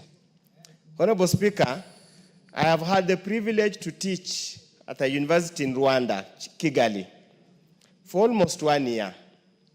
And Honorable Speaker, forget any other thing, what they talk about cleanliness, what about Kigali and Rwanda as a whole, is the discipline of the they were called moto, Boda riders. Indeed, Honorable Speaker, I want to reiterate again, it's a sector, if well regulated, if the players are well disciplined, then Honorable Speaker, is a sector that can transform the economy of this country tremendously. I've also had the privilege of traveling outside the country, in Western Europe or in the US, and indeed I have never seen a motorcycle being a means of public transport, because their transport system is well elaborate, is well developed, and is well regulated. Honorable Speaker, the need to regulate the industry cannot be gainsaid. That is a fact. And I had thought that by the time our good friend, the bullfighter, is a bullfighter, and a bullfighter does not fear anything. By the time the bullfighter thought and drafted this law, he must have applied his mind, both politically and coming from a medical field, being an academia, he must have looked at what are the consequences. Sometimes, Honorable Speaker, it is a terrible waste of public resources to go all this way, to go through all that process, and then when it's at the tail end, nevertheless that is allowed and the standing order under the law, you come and withdraw the bill. I do not have the privilege of having read his letter seeking to withdraw and what were the reasons given for withdrawal. Regardless the reason given for withdrawal, it is a terrible waste of public resources. And when I meet him, Honorable Speaker, I will tell him as much, that we felt there's a terrible waste of resources, being a person who stood in this house and said, for corruption to end, Kimunya must go. Failure to take this bill to the logical end is a form of corruption in a way, because it's misuse of public resources. Honorable Speaker, it is important as a community, as a country, we must open dialogue with the Boda riders. Honorable Speaker, in the interim, as we look at opening dialogue, as we look at ways of ensuring we put it in order, as the majority leader has said, we have a State Department of Transport. We have a traffic department under the police, National Police Service. Any failure, any problems, any chaos in the border sector, the two state departments, the two state organs are squarely to blame. NTSA is there, State Department is there, Traffic Police Department is there. The law is there. The rules are there. Why they don't enforce the rules? Is it because the border riders are too powerful, are too politically important that nobody wishes, nobody dares to touch them? Honorable Speaker, when you go to most hospitals, the injury section, 90% or 99% invariably are accidents as a result of border. Something is seriously wrong somewhere, which as a society we must address. We had hoped this law would address. Honorable Speaker, it got to a point where my own constituency, Funyula, that many times, most of the robberies at night were transported, the criminals were transported by border riders. It got to a point where we had to have a discussion with them and told them after a certain period at a certain time in the night, do not transport anybody, whether somebody you do not know. You can only attend to emergency, and those must be genuine emergencies from a neighbor that you very well know. As a result, Honorable Speaker, by the very way they operate, they are also extremely exposed to danger. They are exposed to criminals, they are exposed to theft, they are even exposed to death. Many, Honorable Speaker, have actually had their motorcycles snatched from them when they are escorting clients. Many of them have been killed for resisting attempt to steal their motorcycles. Some of them have been mistaken to be robbers. As they kill and lynch a robber, they also kill them. So it's in their best interest, Honorable Speaker, that the industry must be regulated. You might want to run it on lawlessness because it gives you the standing, some kind of preeminence. But eventually, that lawlessness will catch up with you. Will catch up with you. It will not be one way. So we want to beseech them that through their national association, and many times, Honorable Speaker, during campaigns, they are given very prominent roles to play. I remember even the last presidential campaign, the Kenya Kwanza Brigade paraded them all over. The hustlers, the downtrodden, tutakaa tunakaa na nyinyi kwa meza tukipanga mpango ya serikali. Now they have become a thorn in the flesh. We need, for their own safety, they need to be regulated. And again, Honorable Speaker, as they cause accidents and injure passengers, they equally get injured. Many of them end up maimed forever. So, Honorable Speaker, the Boni Halwale bill might be lost because he requested so, but we want to urge the State Department for Transport, the saga called NTSA, the National Police Service, to really find ways and means of reining and regulating this sector so that its economic influence can be felt, but security, safety must be paramount. With those few remarks, Honorable Speaker, I support. The Honorable Kangogo Bowen. He will be followed by the Honorable Peter Irungu Kiungi.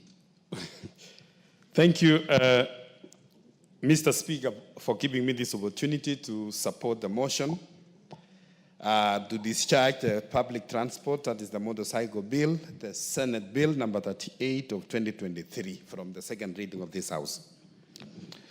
And Honorable Speaker, many of my colleagues, including the mover, the Honorable Tiji Kachwang, and the little majority who seconded, together with the Dr.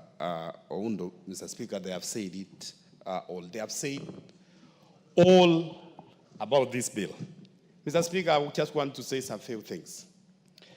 Number one, Honorable Speaker, where we come from the pastoralist areas where we come from, where there are no roads at all, where we have only one matatu, leaving in the morning, as early as 3 a.m. in the morning, to get to town, and that same matatu will come back maybe around afternoon, going back to the village. Mr. Speaker, the motorcycles, they have played a very important role to move those women going to markets around the place, Mr. Speaker, it has really helped. It has really helped our students, even when they are going to school, Mr. Speaker, moving them from the villages to the nearby towns where they can catch up a matatu. And I can say, Honorable Speaker, with the coming of the motorcycles or this, the borders, Honorable Speaker, it has really changed completely the mode of transport, especially in the rural Kenya. Having said that, Mr. Speaker, the sector has also employed many young Kenyans.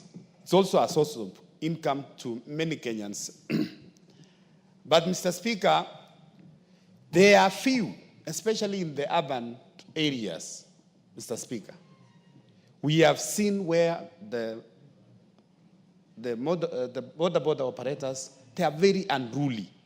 Mr. Speaker, I want to say, one time I was coming from Karen, reaching around the junction of, around Kenya Science Way junction to Kawangware, Mr. Speaker, and there was one lady, I don't know, they had an accident with a border rider there. And Mr. Speaker, all of a sudden, about 20 of them, they came surrounding the lady. And you know, as the lady was still arguing, others were entering into a car, removing laptops, taking away valuables there. And he took my intervention, me together with my security team, Honorable Speaker, to help the lady. And you will find that in a normal traffic situation, when you are involved in an accident, it's normally the two drivers who can come out, and then a policeman can come in and intervene and see who is on the wrong. But in the border sector, Mr. Speaker, a small incident is like an opportunity of stealing, you know, and also maiming the person, Mr. Speaker. So, Mr. Speaker, I want to support the position of the committee led by the honorable member, the Honorable TJ Kajwang, that they are going to take up this bill, that we are not going to lose this bill, Honorable Speaker, that the committee is going to take it up and police it well, so that, Mr. Speaker, we regulate our border sector and have it as productive as we have seen in other countries, like what we are seeing in Rwanda. And we have people who are able to follow the traffic laws, Mr. Speaker. Mr. Speaker, sometimes in our roads here, you are driving and you will see just a border coming head on towards from the opposite direction, completely on the wrong. And in fact, they want you to get out of your way, to pave way for them. So, Mr. Speaker, we cannot allow this to continue. We cannot allow this lawlessness to continue. This is a country which is governed by laws, Mr. Speaker, and I want to really say, Mr. Speaker, if the committee is going to take up this matter, and we have also the law enforcers, our traffic officers, enforce the rules very strictly. And, Mr. Speaker, sometimes it's not that we lack laws in this country. We have so many traffic laws. It's only that we have people, we become a lawlessness country where people don't care to follow the law.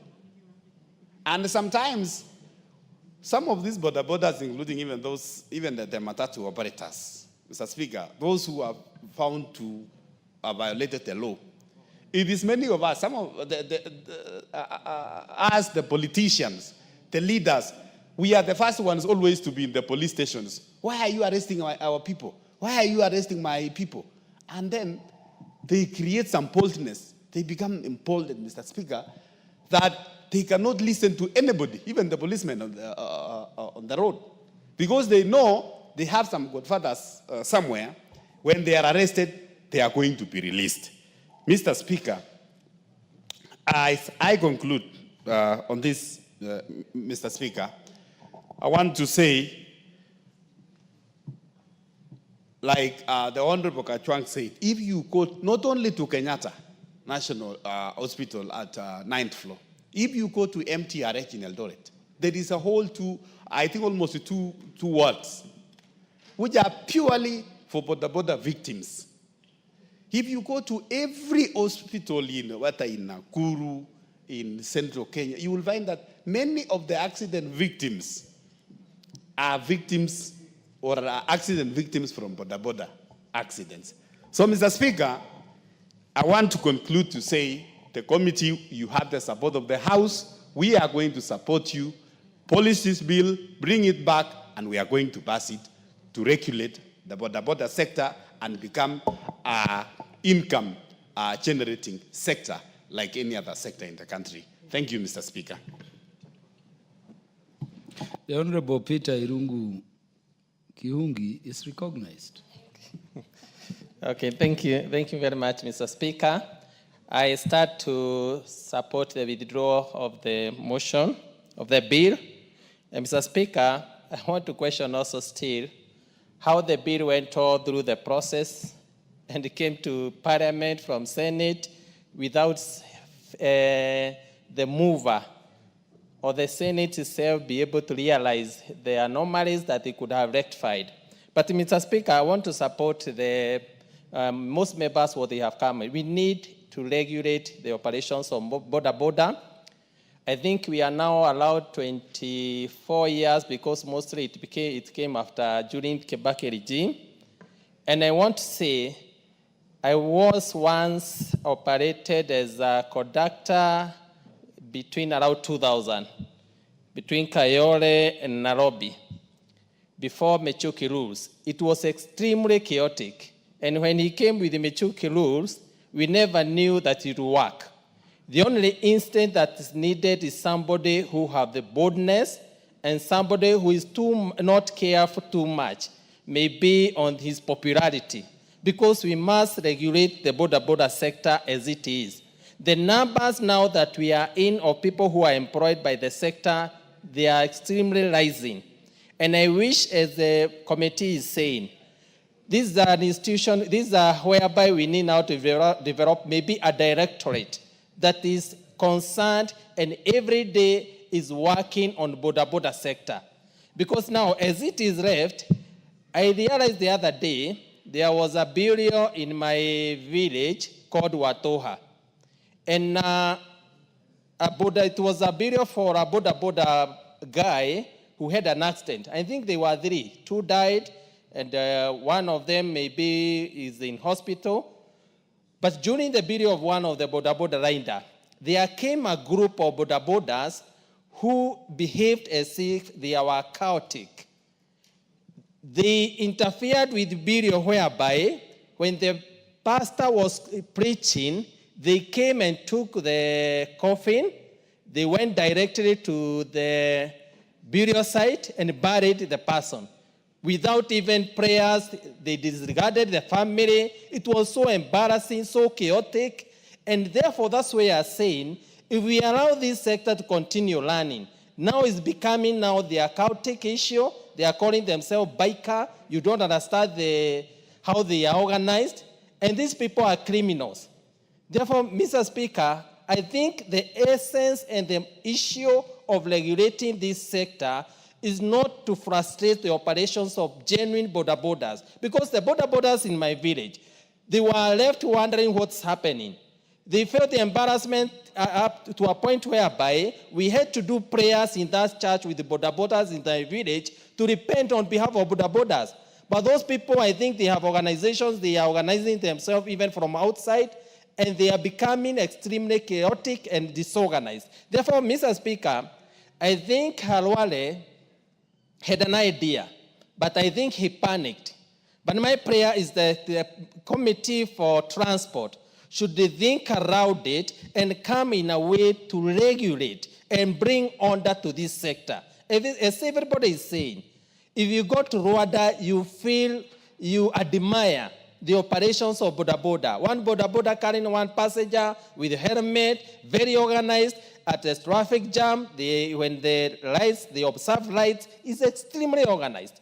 And I think that one needs just an organized registration, and also, if possible, we have a directorate that will trickle up to the ground so that these people can be able to be organized in circles, and we can be able now to remove those criminals have intruded in this sector. Therefore, Mr. Speaker, I start to support the withdrawal, but I think Senate also should up the debate also, because I don't understand how that the bill came to Parliament. Then when we have it in Parliament, they are calling for withdrawal. I don't understand at which instance, maybe at what, how the process went around. But Mr. Speaker, as Parliament, we can agree, but call upon the Committee on Transport, just look on how you can bring order in this sector. And I know we can be able to bring order, and it will work for genuine border operators. And it will also assist us to be able to remove those operators or those criminals who have gotten a chance to intrude in this sector. Thank you, Mr. Speaker. The Honorable Joshua Mwalio. Thank you very much, Mr. Speaker. Mr. Speaker, I want to support also the withdrawal of this bill. Although initially I was not for the idea of the withdrawal, but I was convinced by the House business that the withdrawal is the right thing. And then we bring ours from this House. And I was convinced by Honorable Kajwang, and I am convinced. Having said that, I want to say that this sector is very important because it came in the hard time, the best time. It is like the way we used to have no mobiles, and then the mobiles came as a savior for everybody, because you used to walk to someone's home, even 5 kilometers, and you find the person is not there just because we did not have the mobiles. But now the Boda Boda have come to save the sector of transport, such that it has become very easy. Even wherever there are no roads, they are there helping the people in the rural areas. If you want to move faster, even in the city here, when you are late and there is a jam, you take a Boda Boda and you reach where you are going as quickly as possible. So the Boda Boda sector is a very important sector. Having said that, we need to regulate, because the things that are coming from the Boda Boda, the issues that are being done, the bad things that are being done by the Boda Boda, they defeat the good ones, because they are the same Boda Bodas who are being used by the hitmen. If they want to steal from you, they snatch your mobile and ride very fast, leaving you wondering, how do you run after a motorbike that is speeding? There are other things that are being done which is very good. There are some of them are so organized, such that they have their circles where they give money daily, even 100 shillings. And at the end of the day, they are able to give one person some money so that that person can buy his or our own motorcycle to be able to do the business. So there are good things that happens, but there are also very bad ones. The bad ones are the accidents. In my constituency, I cannot count how many people have been maimed. Some have become even disabled. Some have been, their legs have been cut because there are multiple fractures, because they have been knocked by Boda Boda. In fact, there is one young man already now this week is in a mortuary who was knocked by a Boda Boda last week. And so many things that we cannot even, they are countless. But when we will regulate it, we need also to enforce the law enforcement agencies to make sure that the Boda Bodas keep to their lane. We have done so many training even with the CDF.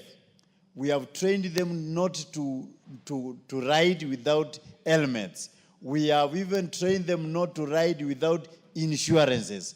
We have trained them not even to carry 2 people, but to carry only 1. But even after the training, they still go back to their old habits of carrying as many people as possible. You find one is carrying 4 people, and he himself is as if he is standing because he is there just next near the end of the motorbike. So it is very important to bring a regulated sector in this house so that we go through it, make it happen, because it was made to be a very good sector. And of course it is, but because of the very bad things, then everybody is saying the boda. They also, they bull people, even us, when we are campaigning. One time, I was bulled by them, and they even prevented me from entering a town until I paid 20,000. You see, so much bullying that they bully even the member of parliament. When you are going there to look for votes, they tell you cannot enter this town. It is controlled by us. It's a cartel. You pay money for you to enter and look for votes. If it's a rally you were going, you become late because you are arguing with the people that don't want even to hear you. So it is very important for us to regulate it, and let us talk to them and tell them this is a country whereby we need to be ruled by the rules that are already set, and not everything that you do that is accepted. One of the honorable members I just cited, you drive like this and there is one coming on your side. You don't even imagine there can be anybody riding towards you when you are on your line. So you might even collide and kill them, and even kill the passengers. So it is very important that we do what is right in this house, and our way is to make laws that help our country. I've seen also some of the organized ones. They obey their chairmen, they obey their secretariats, and you sit down with them, you plan your rally with them, so that they bring you in a town so that everybody is alert. Somebody is coming to speak, even to the people that you wanted to speak to. So they are good for organizing people and also for attracting attention, so that they call for you the crowd. They are good for that. But if you don't pay them after they have done for you that, next time they might not even allow you to speak to the people that you wanted to speak. For Speaker, I want to support for this bill to be, this motion to be brought again after the committee has made good of it, and so that we can make the laws that can govern the sector, so that our country can be disciplined. I've been to China.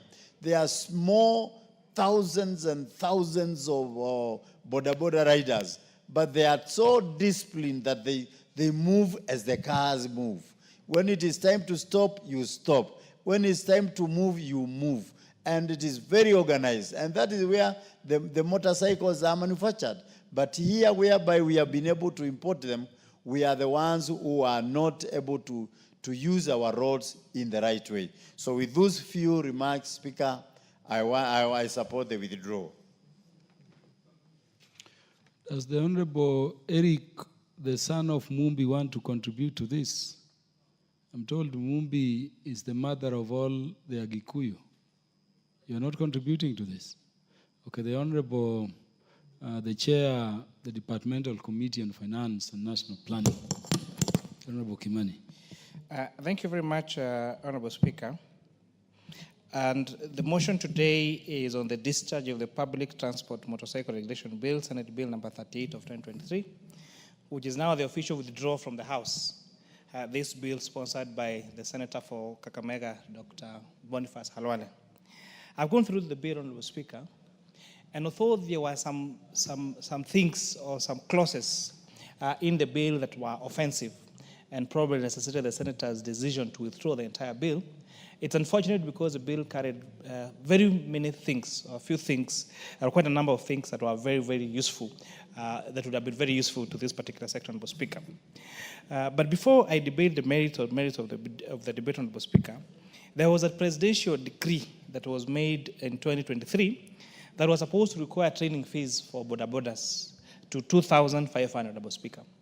I have checked that actually there has been programs that are being undertaken by AA, by NTSA, and by NYS that actually reduce the cost of this particular training to around 750 shillings, Honorable Speaker. However, these particular programs remain a mirage because there is not enough publicity on this, even to our constituents, Honorable Speaker. For you to acquire just a license to ride a boda boda, you need to have a provisional driving license that you apply at 650 shillings. You need to have a test application fee that you pay 1,050 shillings, and you need to pay a license and endorsement of 600 shillings. The training in I checked a few of the training colleges in the country will charge you between 5,000 and 10,000 shillings, Honorable Speaker.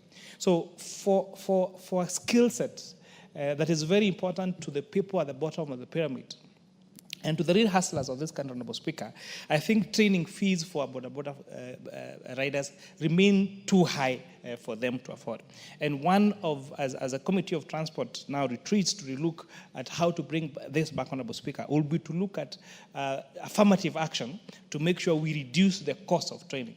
Because the matters that are raised by the members in this House about, for example, the accidents that are caused by Honorable Speaker, some of them is because some student clears Form 4 or Class 8, and of course now the easiest business to start becomes that of a boda boda rider, Honorable Speaker.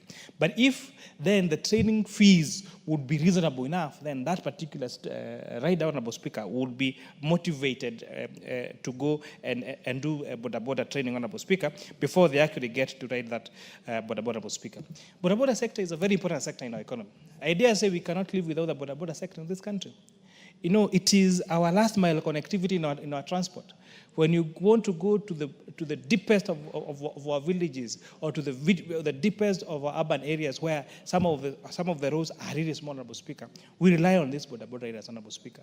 When those people fall sick, it is these boda boda riders that take them to hospitals. The first reactions, even in terms of security matters, if there is a theft in a particular village, if there is any insecurity matters, Honorable Speaker, the first respondents, most of the time, not even police officers, they are boda boda riders because most of them operate even 24 hours, Honorable Speaker. And therefore, this is an area that is so critical to our economy that we need to protect. We need to provide affirmative action, Honorable Speaker, so that these riders can have training, can have better access to safety gears, such as a helmet, reflectors, Honorable Speaker. If you check around, especially in Nairobi, Honorable Speaker, you must have noticed most of the bikes, including during the day, have their lights on with a Kasako at the front yellow. Those are electric motorcycles. And Honorable Speaker, the spur of use of electric motorcycles in this country that have saved the fuel consumption or the cost of running these boda bodas by more than 50% is a result of policy directions that have been made on this House. The Finance Act of 2023, Honorable Speaker, provided for zero rating of electric motorcycles and their parts thereof, Honorable Speaker. This fundamentally reduced the cost of electric motorcycles that have seen multinationals such as Uber, such as Mogo, such as Watu invest, Honorable Speaker, through venture capitalists into these particular entities, Honorable Speaker. And therefore, you've seen the profitability of boda boda riders, especially the ones that do delivery services around Nairobi, Honorable Speaker, use electric motorcycles. And you're hoping that this private sector will take this further to our villages, Honorable Speaker, so that the boda boda business can be more profitable to these young people that, Honorable Speaker, are very hardworking. As much as we want to blame our boda bodas for the acts, Honorable Speaker, motorists also have contributed to this. You know, when you'll find a lot of time, especially around roundabouts, Honorable Speaker, we really squeeze out some of these boda boda riders, Honorable Speaker. And you find some of them is carrying a radio, Honorable Speaker. They really get scared because there's a matatu or there's a car that really is squeezing them almost out of the road. And out of that panic, Honorable Speaker, sometimes the passenger shakes or even the rider, Honorable Speaker, panic. So in as much as if you are really control the accidents that are caused by these boda boda riders, even as motorists, we need to respect other motorists on the road. Our boda boda riders are equal motorists in our roads, Honorable Speaker, and they deserve the respect we give the vehicles on our roads, Honorable Speaker. There are some, another policy direction, Honorable Speaker, with this House. I did sponsor the Business Laws Amendment Bill that was passed in this, Honorable Speaker. And one of the critical amendments we had was to stop the exploitation of the buy now, pay later program that was being done by financial institutions, Honorable Speaker. You'll find boda boda riders would go pay a deposit for a motorcycle of say 20,000 shillings, but by the time they are calculating the amount of money they paid for the loan of that motorcycle, it is twice or three times the cost of that motorcycle, Honorable Speaker. In addition, Honorable Speaker, if they defaulted just one payment or towards the tail end, if they deserve with just a few calls, Honorable Speaker, the motorcycle will get repossessed. So by bringing those buy now, pay later schemes into the purview of Central Bank of Kenya, then we expect that they're going to adhere to the ad hoc principle, Honorable Speaker, of not charging interest more than the principal amount of the particular item, Honorable Speaker. So these are some of the interventions that this House has made. However, we urge, especially our private sector, to innovate and make boda boda riding as comfortable, as safe as you've seen in the examples that we've talked about, for example, in China and Rwanda and other countries, Honorable Speaker. And a good example, there's a company called Oye. So Oye has partnered with National Oil petrol station, it is Total Petrol Station, Honorable Speaker, where now when the boda boda riders get to fuel their motorcycles at National Oil, at Total Petrol Station, Honorable Speaker, they actually get to contribute towards having a medical insurance for them and their passenger, Honorable Speaker. And these are some of the products that we say, can we have our insurance industries innovate and have such solutions as these in terms of affordability, accessibility, and have the boda boda rider and the passenger to be covered on medical insurance. That's the same way we have for motorists, for other motorists, Honorable Speaker. So we laud the interventions that this House has made, and we look forward to the Departmental Committee on Transport coming up with even more innovations to cushion our boda boda riders from, to make sure that the riding is safe, the costs of their training is reduced, the cost of their security gears such as helmet and all the other training gears that they need, Honorable Speaker, that actually it's adhered to, Honorable Speaker. And we also thank them. They are a good example of organization. You know, you go to stages across the country, you find they're organized. They have the chairman of that stage who approves all those people that ride that particular stage. They know each other. Some of them have welfare programs. They organize themselves at the ward level, at the sub-county level, at the county level, and the national level. And if, for example, if, Honorable Speaker, we can find other ways of supporting them, especially with products, Honorable Speaker, and informative action on these particular people, I believe that they can really transform our nation, not just economically, but ensure there is a safe way of movement of goods and people from point A to B, Honorable Speaker, and they actually get to earn a decent income to support their families, because boda people in this country are very hardworking people. And as Honorable Speaker, let us stop castigating all the boda riders.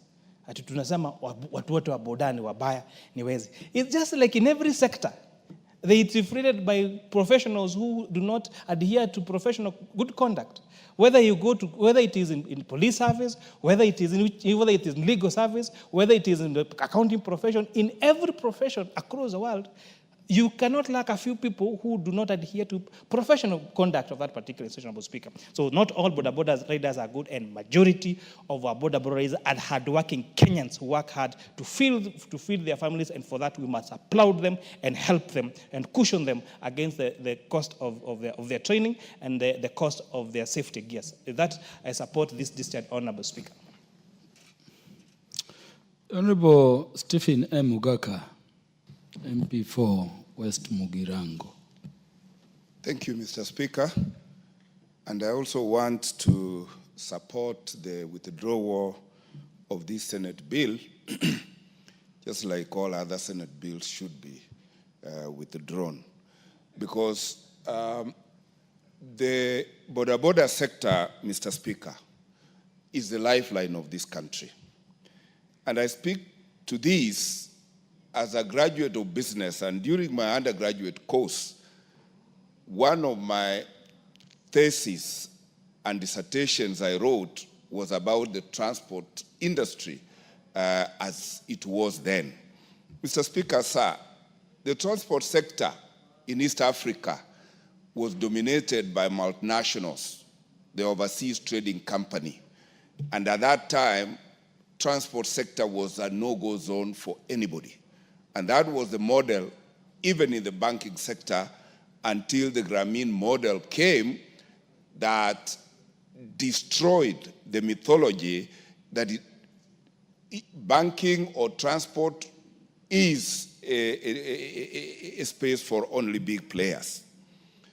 Mr. Speaker, since the OTC time, when the matatu industry made a debut into the transport sector, it was demonized.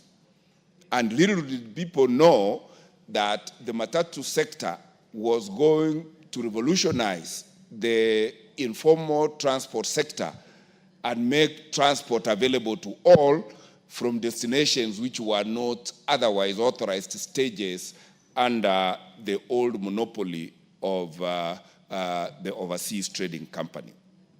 And it has evolved, and today the border sector has even liberalized the transport sector and even made it passenger friendly so that you can be picked from house to destination and from your destination to the house.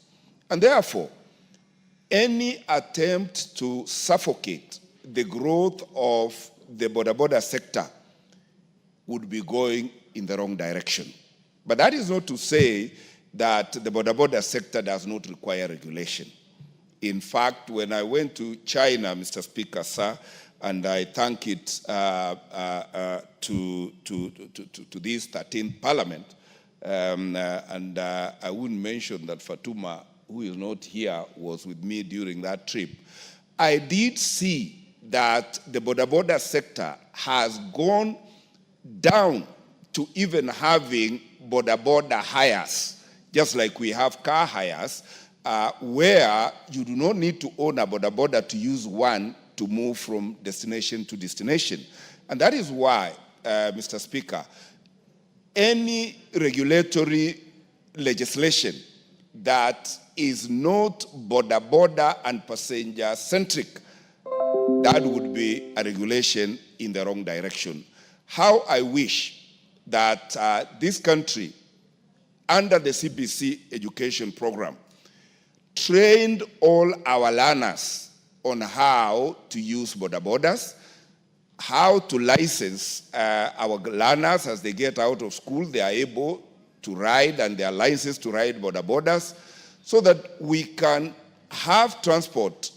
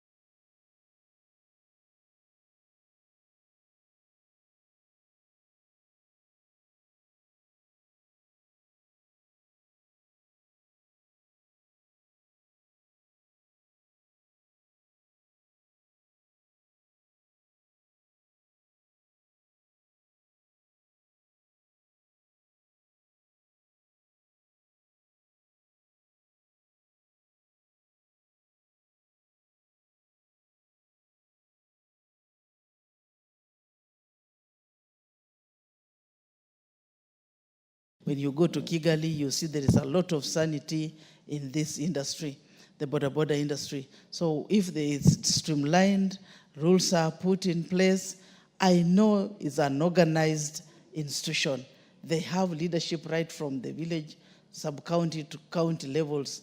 If they can be put together, they be taught on so many things, on road safety, that one will be very good for them, because most people, livelihoods of our people in the villages, and even in big towns, even in Nairobi here, I normally see when there's big jam, most people use the boda riders to be moved from point A to point B. Even before this Mombasa getting to the airport, it used to be a nightmare before the new roads came up.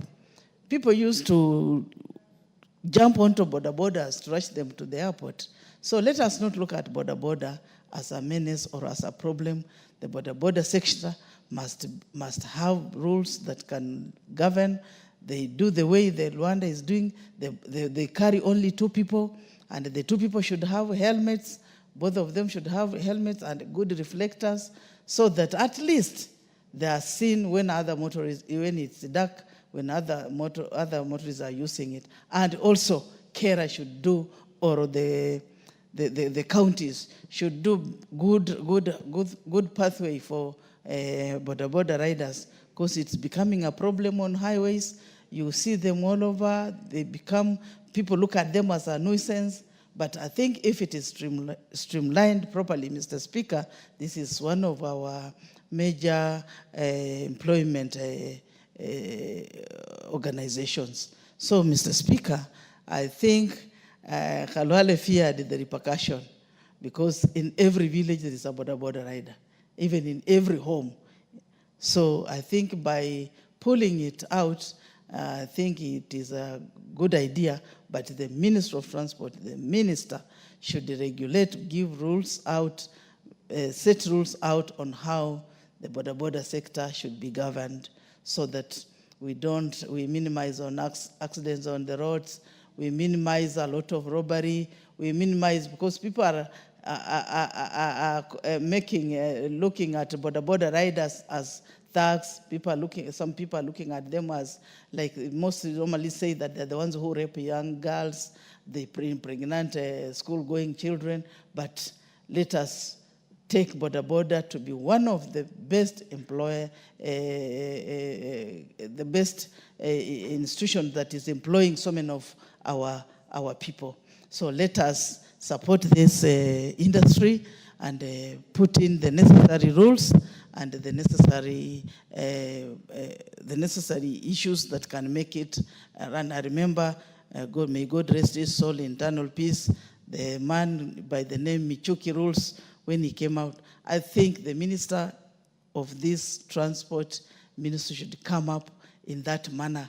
Let them not just look like they want to be massaged, they want to look like they are angels. You want them to bring rules that can govern the roads, rules that can make people understand that boda riders and our boda industry is just an equal employer like any other employment. So I think I want to thank Khalwale for his thinking, knowing very well the repercussion, and since he's saying that he's going for gubernatorial seat, this could have worked against him so badly. Because I remember there was a time when we were doing Tibima and Tialala, and we were demonstrating the whole country when we were resisting.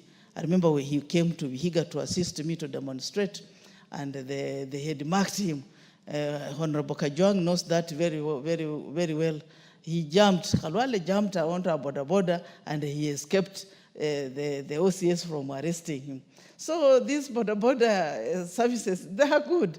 As much as we may think that they should be stopped or they should be banned, but the boda riders are doing a good job, and they saved Khalwale that day from being arrested. So let us not demonize this industry. Let us hold this industry with the respect that it deserves. It's a good industry that is employing our children, except a few issues that need to be corrected. And this, we leave it to the Minister for Transport to put in measures, to put in rules, to bring a bill here which can curb unlawlessness and also the security apparatus to look at. There are some few elements, thugs masquerading as boda riders, and they use that to rob people, to do unnecessary things, spoiling that industry. But I love the industry. The bodas are coming up. I'm very happy in my county. They're coming up. They have even bought land. They want to put up structures. They want to assist the government in the housing department, whereby the government has to meet the requirements of the housing sector. They want to put up apartments. They're coming up. And from boda, they are coming matatu owners and bus owners. So let us not demonize it wholesomely. It's an industry that needs to be nurtured. It's an industry that needs to be protected so that our children, our people can be put something on the table in their homes. Thank you, Mr. Speaker. I wish to end there. Thank you.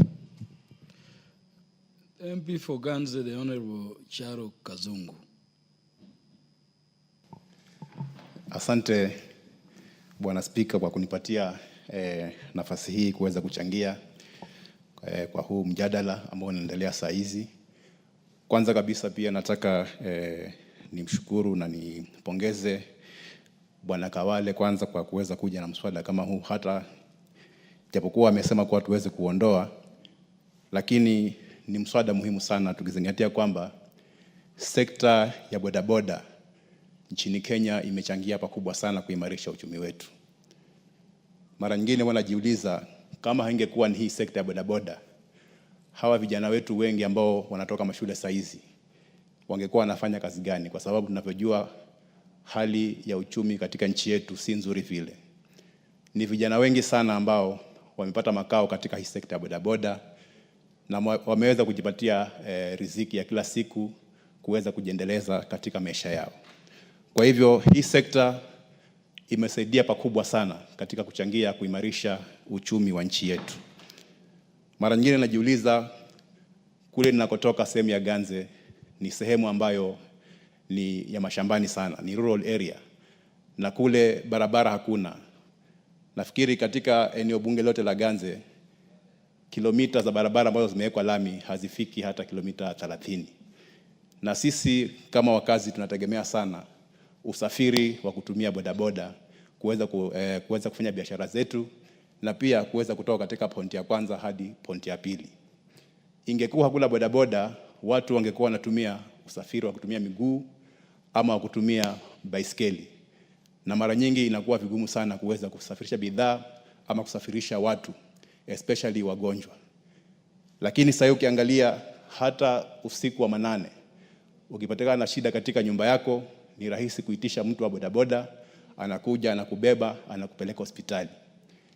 Hospitali zetu zenyewe kule Ganze pia ziko mbali sana.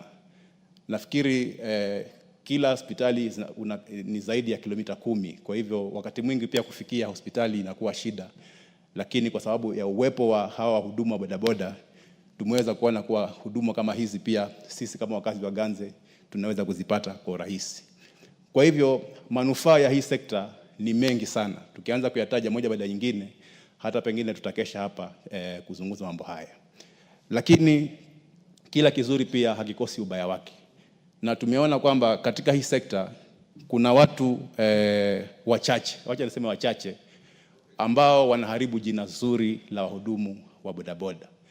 Kuna wengi ambao wamejipanga vizuri na ukiangalia wameingia kwa hii sekta kwa muda mrefu na wamejiendeleza, wameweza kuendesha maisha yao vizuri, wametengeneza sako, walikuwa wameandikwa kama waendeshaji wa bodaboda, lakini saizi kwa sababu ya uadilifu wao katika kazi zao, saizi wamekuwa pia hao ni wenye bodaboda, wanaendesha bodaboda zao. Hao ni wale ambao wamejipanga. Lakini kuna wachache ambao wanaharibu hii sekta. Na wameingiza uhuni na wanafanya mambo ambayo hayastahili. Ukiangalia saizi wahalifu wengi sana ambao wanahusika katika kupora mali za watu, kupora maduka na hata majangili ambayo wanahusika na visa vya uwaji, utapata wakati mwingi pia wanatumia hiyo vifaa vya bodaboda kuweza kufanya ule uhalifu ambao wanafanya. Lakini hao ni wachache. Mimi nasema wengi katika wale ambao wanafanya bodaboda wanafanya kazi nzuri sana na wanastahili kuungwa mkono. Lakini pia imekuwa ni muhimu sana tuweze kama nchi kuweza kuregulate ama kutunga sheria ambazo hawa watu wa bodaboda wataweza kuzifuata. Mara nyingi sana tunaona barabarani, kwa sababu sisi pia ni watumizi wa barabara, tunaona hawafuati zile sheria za barabara vile ambavyo inastahili. Unajipata wewe unaendesha gari yako katika ule mkono wako wa barabara, lakini mtu wa bodaboda yeye pia anakuja na mkono huo bila kujali kabisa kwamba anaweza kusababisha ajali. Tumeona mara nyingi sana katika barabara zetu ajali nyingi ambazo zimefanywa na watu wa bodaboda, watu ambao hawastahili kwamba wapoteze maisha yao, wameweza kuyapoteza kwa sababu ya kutokuwa na makini kwa hawa waendeshaji bodaboda. Hili ni jambo ambalo limekuwa sugu katika nchi yetu, kwa sababu ukitembea katika hospitali nyingi kama pale Kilifi, kuna ward katika hospitali ya Kilifi inaitwa Bajaji ward. Ukienda katika hospitali ya Malindi kuna ward pia inaitwa Bajaji ward. Na ukiangalia wale watu wako katika hiyo ward ni watu ambao wamepata ajali kupitia kwa hizi bodaboda. Kwa hivyo mbali na kuwa wamekuwa wakifanya kazi nzuri, lakini kwa sababu ya wachache ambao hawana makini wamesababisha hasara kubwa sana. Kwa sababu utapata watu wamekaa pale kwa hospitali, itabidi wafanyiwe operations, itabidi wawekwe vyuma, na utapata wakati mwingi pia hata pesa za kufanyiwa hizi vitu hakuna. Itabidi sisi kama wanasiasa pia tunahusishwa tena kufanya michango ili hawa watu waweze kusaidika. Kwa hivyo mimi naunga mkono hoja ya kwamba hata kama hii bill imekuwa withdrawn ama imeondolewa katika bunge hili, lakini pia nasisitiza ikiwezekana kamati husika iweze kuregesha huu mswada tena hapa ili tuweze kuja na sheria ambazo zitaweza kuzingatiwa ili kuhakikisha kwamba manufaa ya hii sekta ya bodaboda yanaweza kufikika ama kusikika kila kona ya nchi hii. Kwa sababu impact ya hii watu kila mtu anaiona, kwa sababu wamerahisisha sana sekta ya usafiri ndani ya nchi yetu. Lakini kwa sababu ya wale wachache ambao hawazingatii sheria, jina la bodaboda, jina la watu wa bodaboda limeharibiwa sana. Sasa hizi kila kitendo cha uhalifu kikifanyika kule mashinani, suspect wa kwanza inasemekana ni watu wa bodaboda. Kumekuwa na visa vingi sana vya mimba za mapema kule mashinani. Lakini ukiangalia kwa sababu ya jina lao baya ama vile wanadhaniwa, suspect wa kwanza pia inasemekana ni watu wa bodaboda. Kwa hivyo pia imefika wakati mwafaka saa hizi zile asasi za serikali ambazo zinahusika, NTSA, polisi, waweze pia kuja na programs ambazo tutaweza kuenda mashinani kuhamasisha hawa watu wa bodaboda kuhusu mambo ya usalama barabarani na pia ya jinsi ya vile wanaweza kujiendeleza kimaisha katika hiyo kazi wanayofanya. Otherwise mimi naunga mkono huu mswada hata kama umekuwa withdrawn, lakini pia nasisitiza zile asasi zinazohusika kama kamati yetu ya transport hapa katika bunge iweze kuleta tena huu mswada ndani ya bunge hili, tuweze kujadili, tuweze kuja na sheria mwafaka ambazo zitasaidia kuregulate hii sekta ya bodaboda. Asante Mheshimiwa Speaker. There being no more interest, the mover can reply. The Honorable Naomi Wako, you want to speak to this? Proceed, you are recognized. Thank you, Honorable Speaker. I've been waiting. I don't know why it has not shown there. Thank you, Honorable Speaker, for allowing me to add my voice to this very important debate concerning the motorbike riders. Honorable Speaker, we have more than 2 million young people, young Kenyans in this sector and doing some serious business. And I just want to say that I support this because by doing this, our young people earn their living, and it has also helped the economy in a way. When you go to the villages, like the remotest part of this country, in Marsabit and other places, where the vehicles cannot go, the motorbike can easily, help people. And even at night when, mothers want to deliver and they cannot, get vehicles, these motorbike riders, border riders, they come and, someone can easily be taken to hospital and they get some medical attention, and they also earn their living. Honorable Speaker, in our country, there are many families who depend on border riders. And that is why today we cannot ignore this sector in our country, because this is where they earn their living, and we need to come up with policies that can take care of them, policies that can give them enough security, policies that can make sure that, we have given them enough insurance, we have given them all that they need, and they are well protected in our country. Honorable Speaker, in many families, motorbike riders or boarders have suffered in the past simply because they have been targeted. Like the areas that have a lot of insecurity, the border riders have been targeted and have also lost their lives. And that is why today we need to come up with ways that they can be secured, their lives can be secured, and make sure that we have laws in place that even when they ride at night, they are safe enough. Honorable Speaker, again, we need to make sure that they have been given enough training. Because of the need that is there, many of them just train themselves and then they just go into the business. We need to make sure that NTSA comes up with a proper way of training them and making sure that they give them even certificates, and also coming up with affordable insurance cover so that, they have their circles, and through their circles, they can even have affordable insurance cover. Honorable Speaker, if we work very well and work hard, border riders can be a real benefit to us. They can add a lot of value to our economy and to even our transport, because basically they are there everywhere, and they give us a lot of support when it comes to this. And mine is just to say that I support this, and let us make sure that we put policies in place to support them and to guide them, give them security, give them training, make sure that we minimize, we come up with laws that guide them on how to, ride, and also make sure that we give them enough or the gears that they need to have on, so that in case of any accident, then they are well protected. Honorable Speaker, we need to also have their data. In Kenya, I said that we have over 2 million Kenyans in this business. But even in the villages, we need to know how many border riders are there, so that the government can have their data. And in case of any accident, in case of anything, we need to just get there and help and see how best they can serve the society and also help themselves. Honorable Speaker, as a country, Kenyans are very innovative.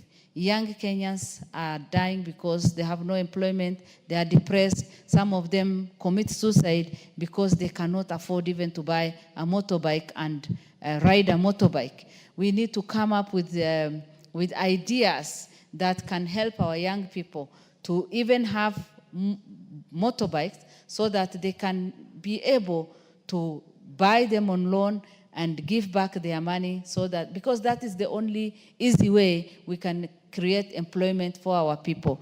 With those few remarks, Honorable Speaker, I support and I encourage us to contribute to this and make sure that this is turned into law for us to assist our border riders. Thank you. Honorable Imase, I'll give you 2 minutes. We have overshot time because I want the mover to reply to this motion. Okay, thank you, Honorable Speaker, for the opportunity. Honorable Speaker, I also arise to support the withdrawal of this bill by Honorable Boni Halwale. Honorable Speaker, the border sector is a very important sector that contributes enormously to the economy. There are many. They must be recognized and they must be supported.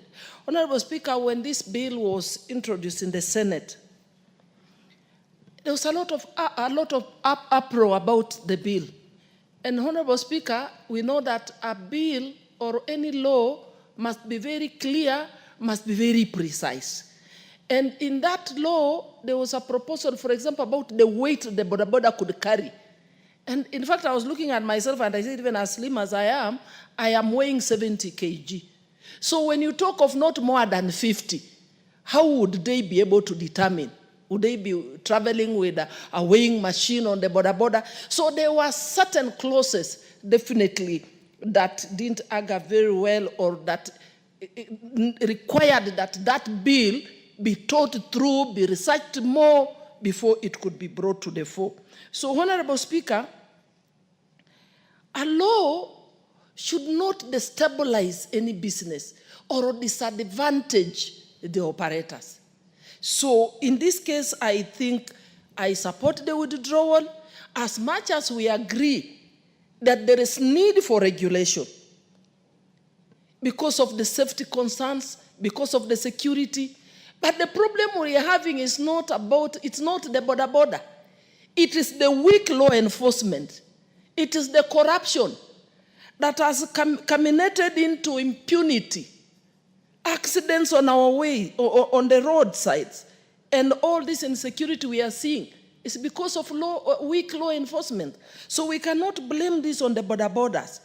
I support the withdrawal, and I'm saying at a later time, probably this bill could be thought through very well, researched properly, and then we could have a proper regulation to help protect the boda boda, support the boda boda, and make sure they themselves are secure from the so many crimes we witness. Boda bodas being hijacked, being killed, their pikipikis taken away. So I would support the aspect of registering, knowing who is in which stage, who is doing the business where, so that in case of crime, government is able to trace, to trail, and arrest the culprits. But this is a sector that has accommodated so many of our youths.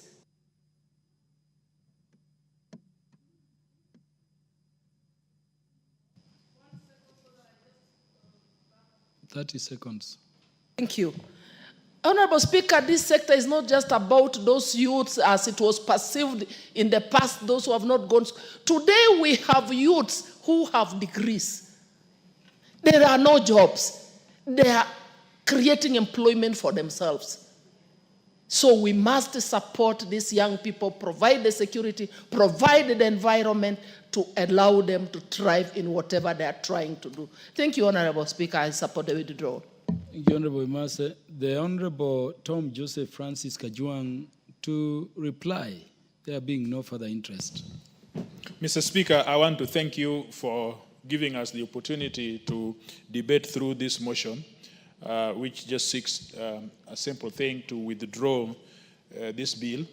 And I want to thank all members who have contributed. The theme is very clear that the boda boda or motorcycle industry is a very important sector in our economy, in the transport economy.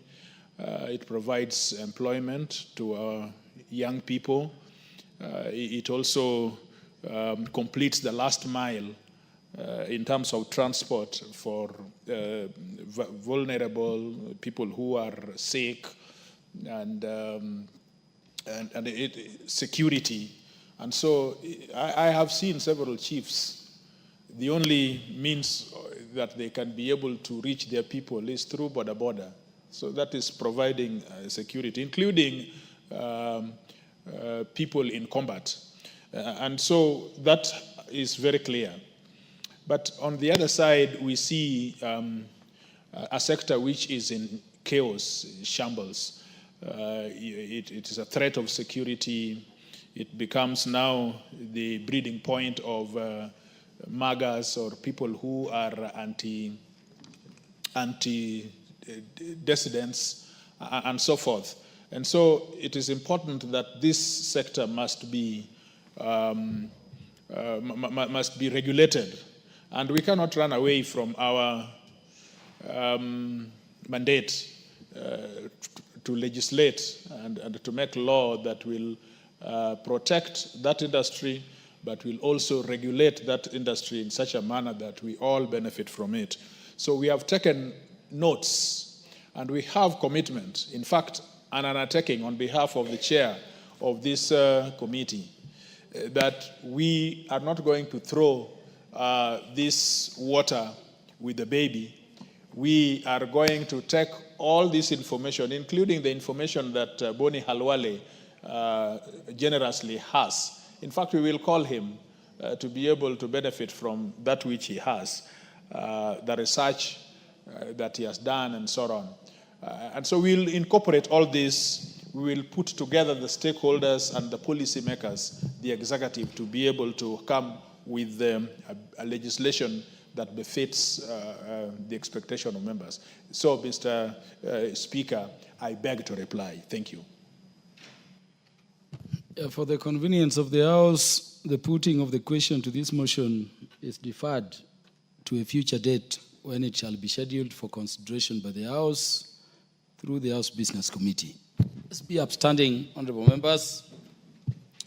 The time being 7:07 p.m., this House stands adjourned until Wednesday, the 30th day of April 2025 at 9:30 a.m.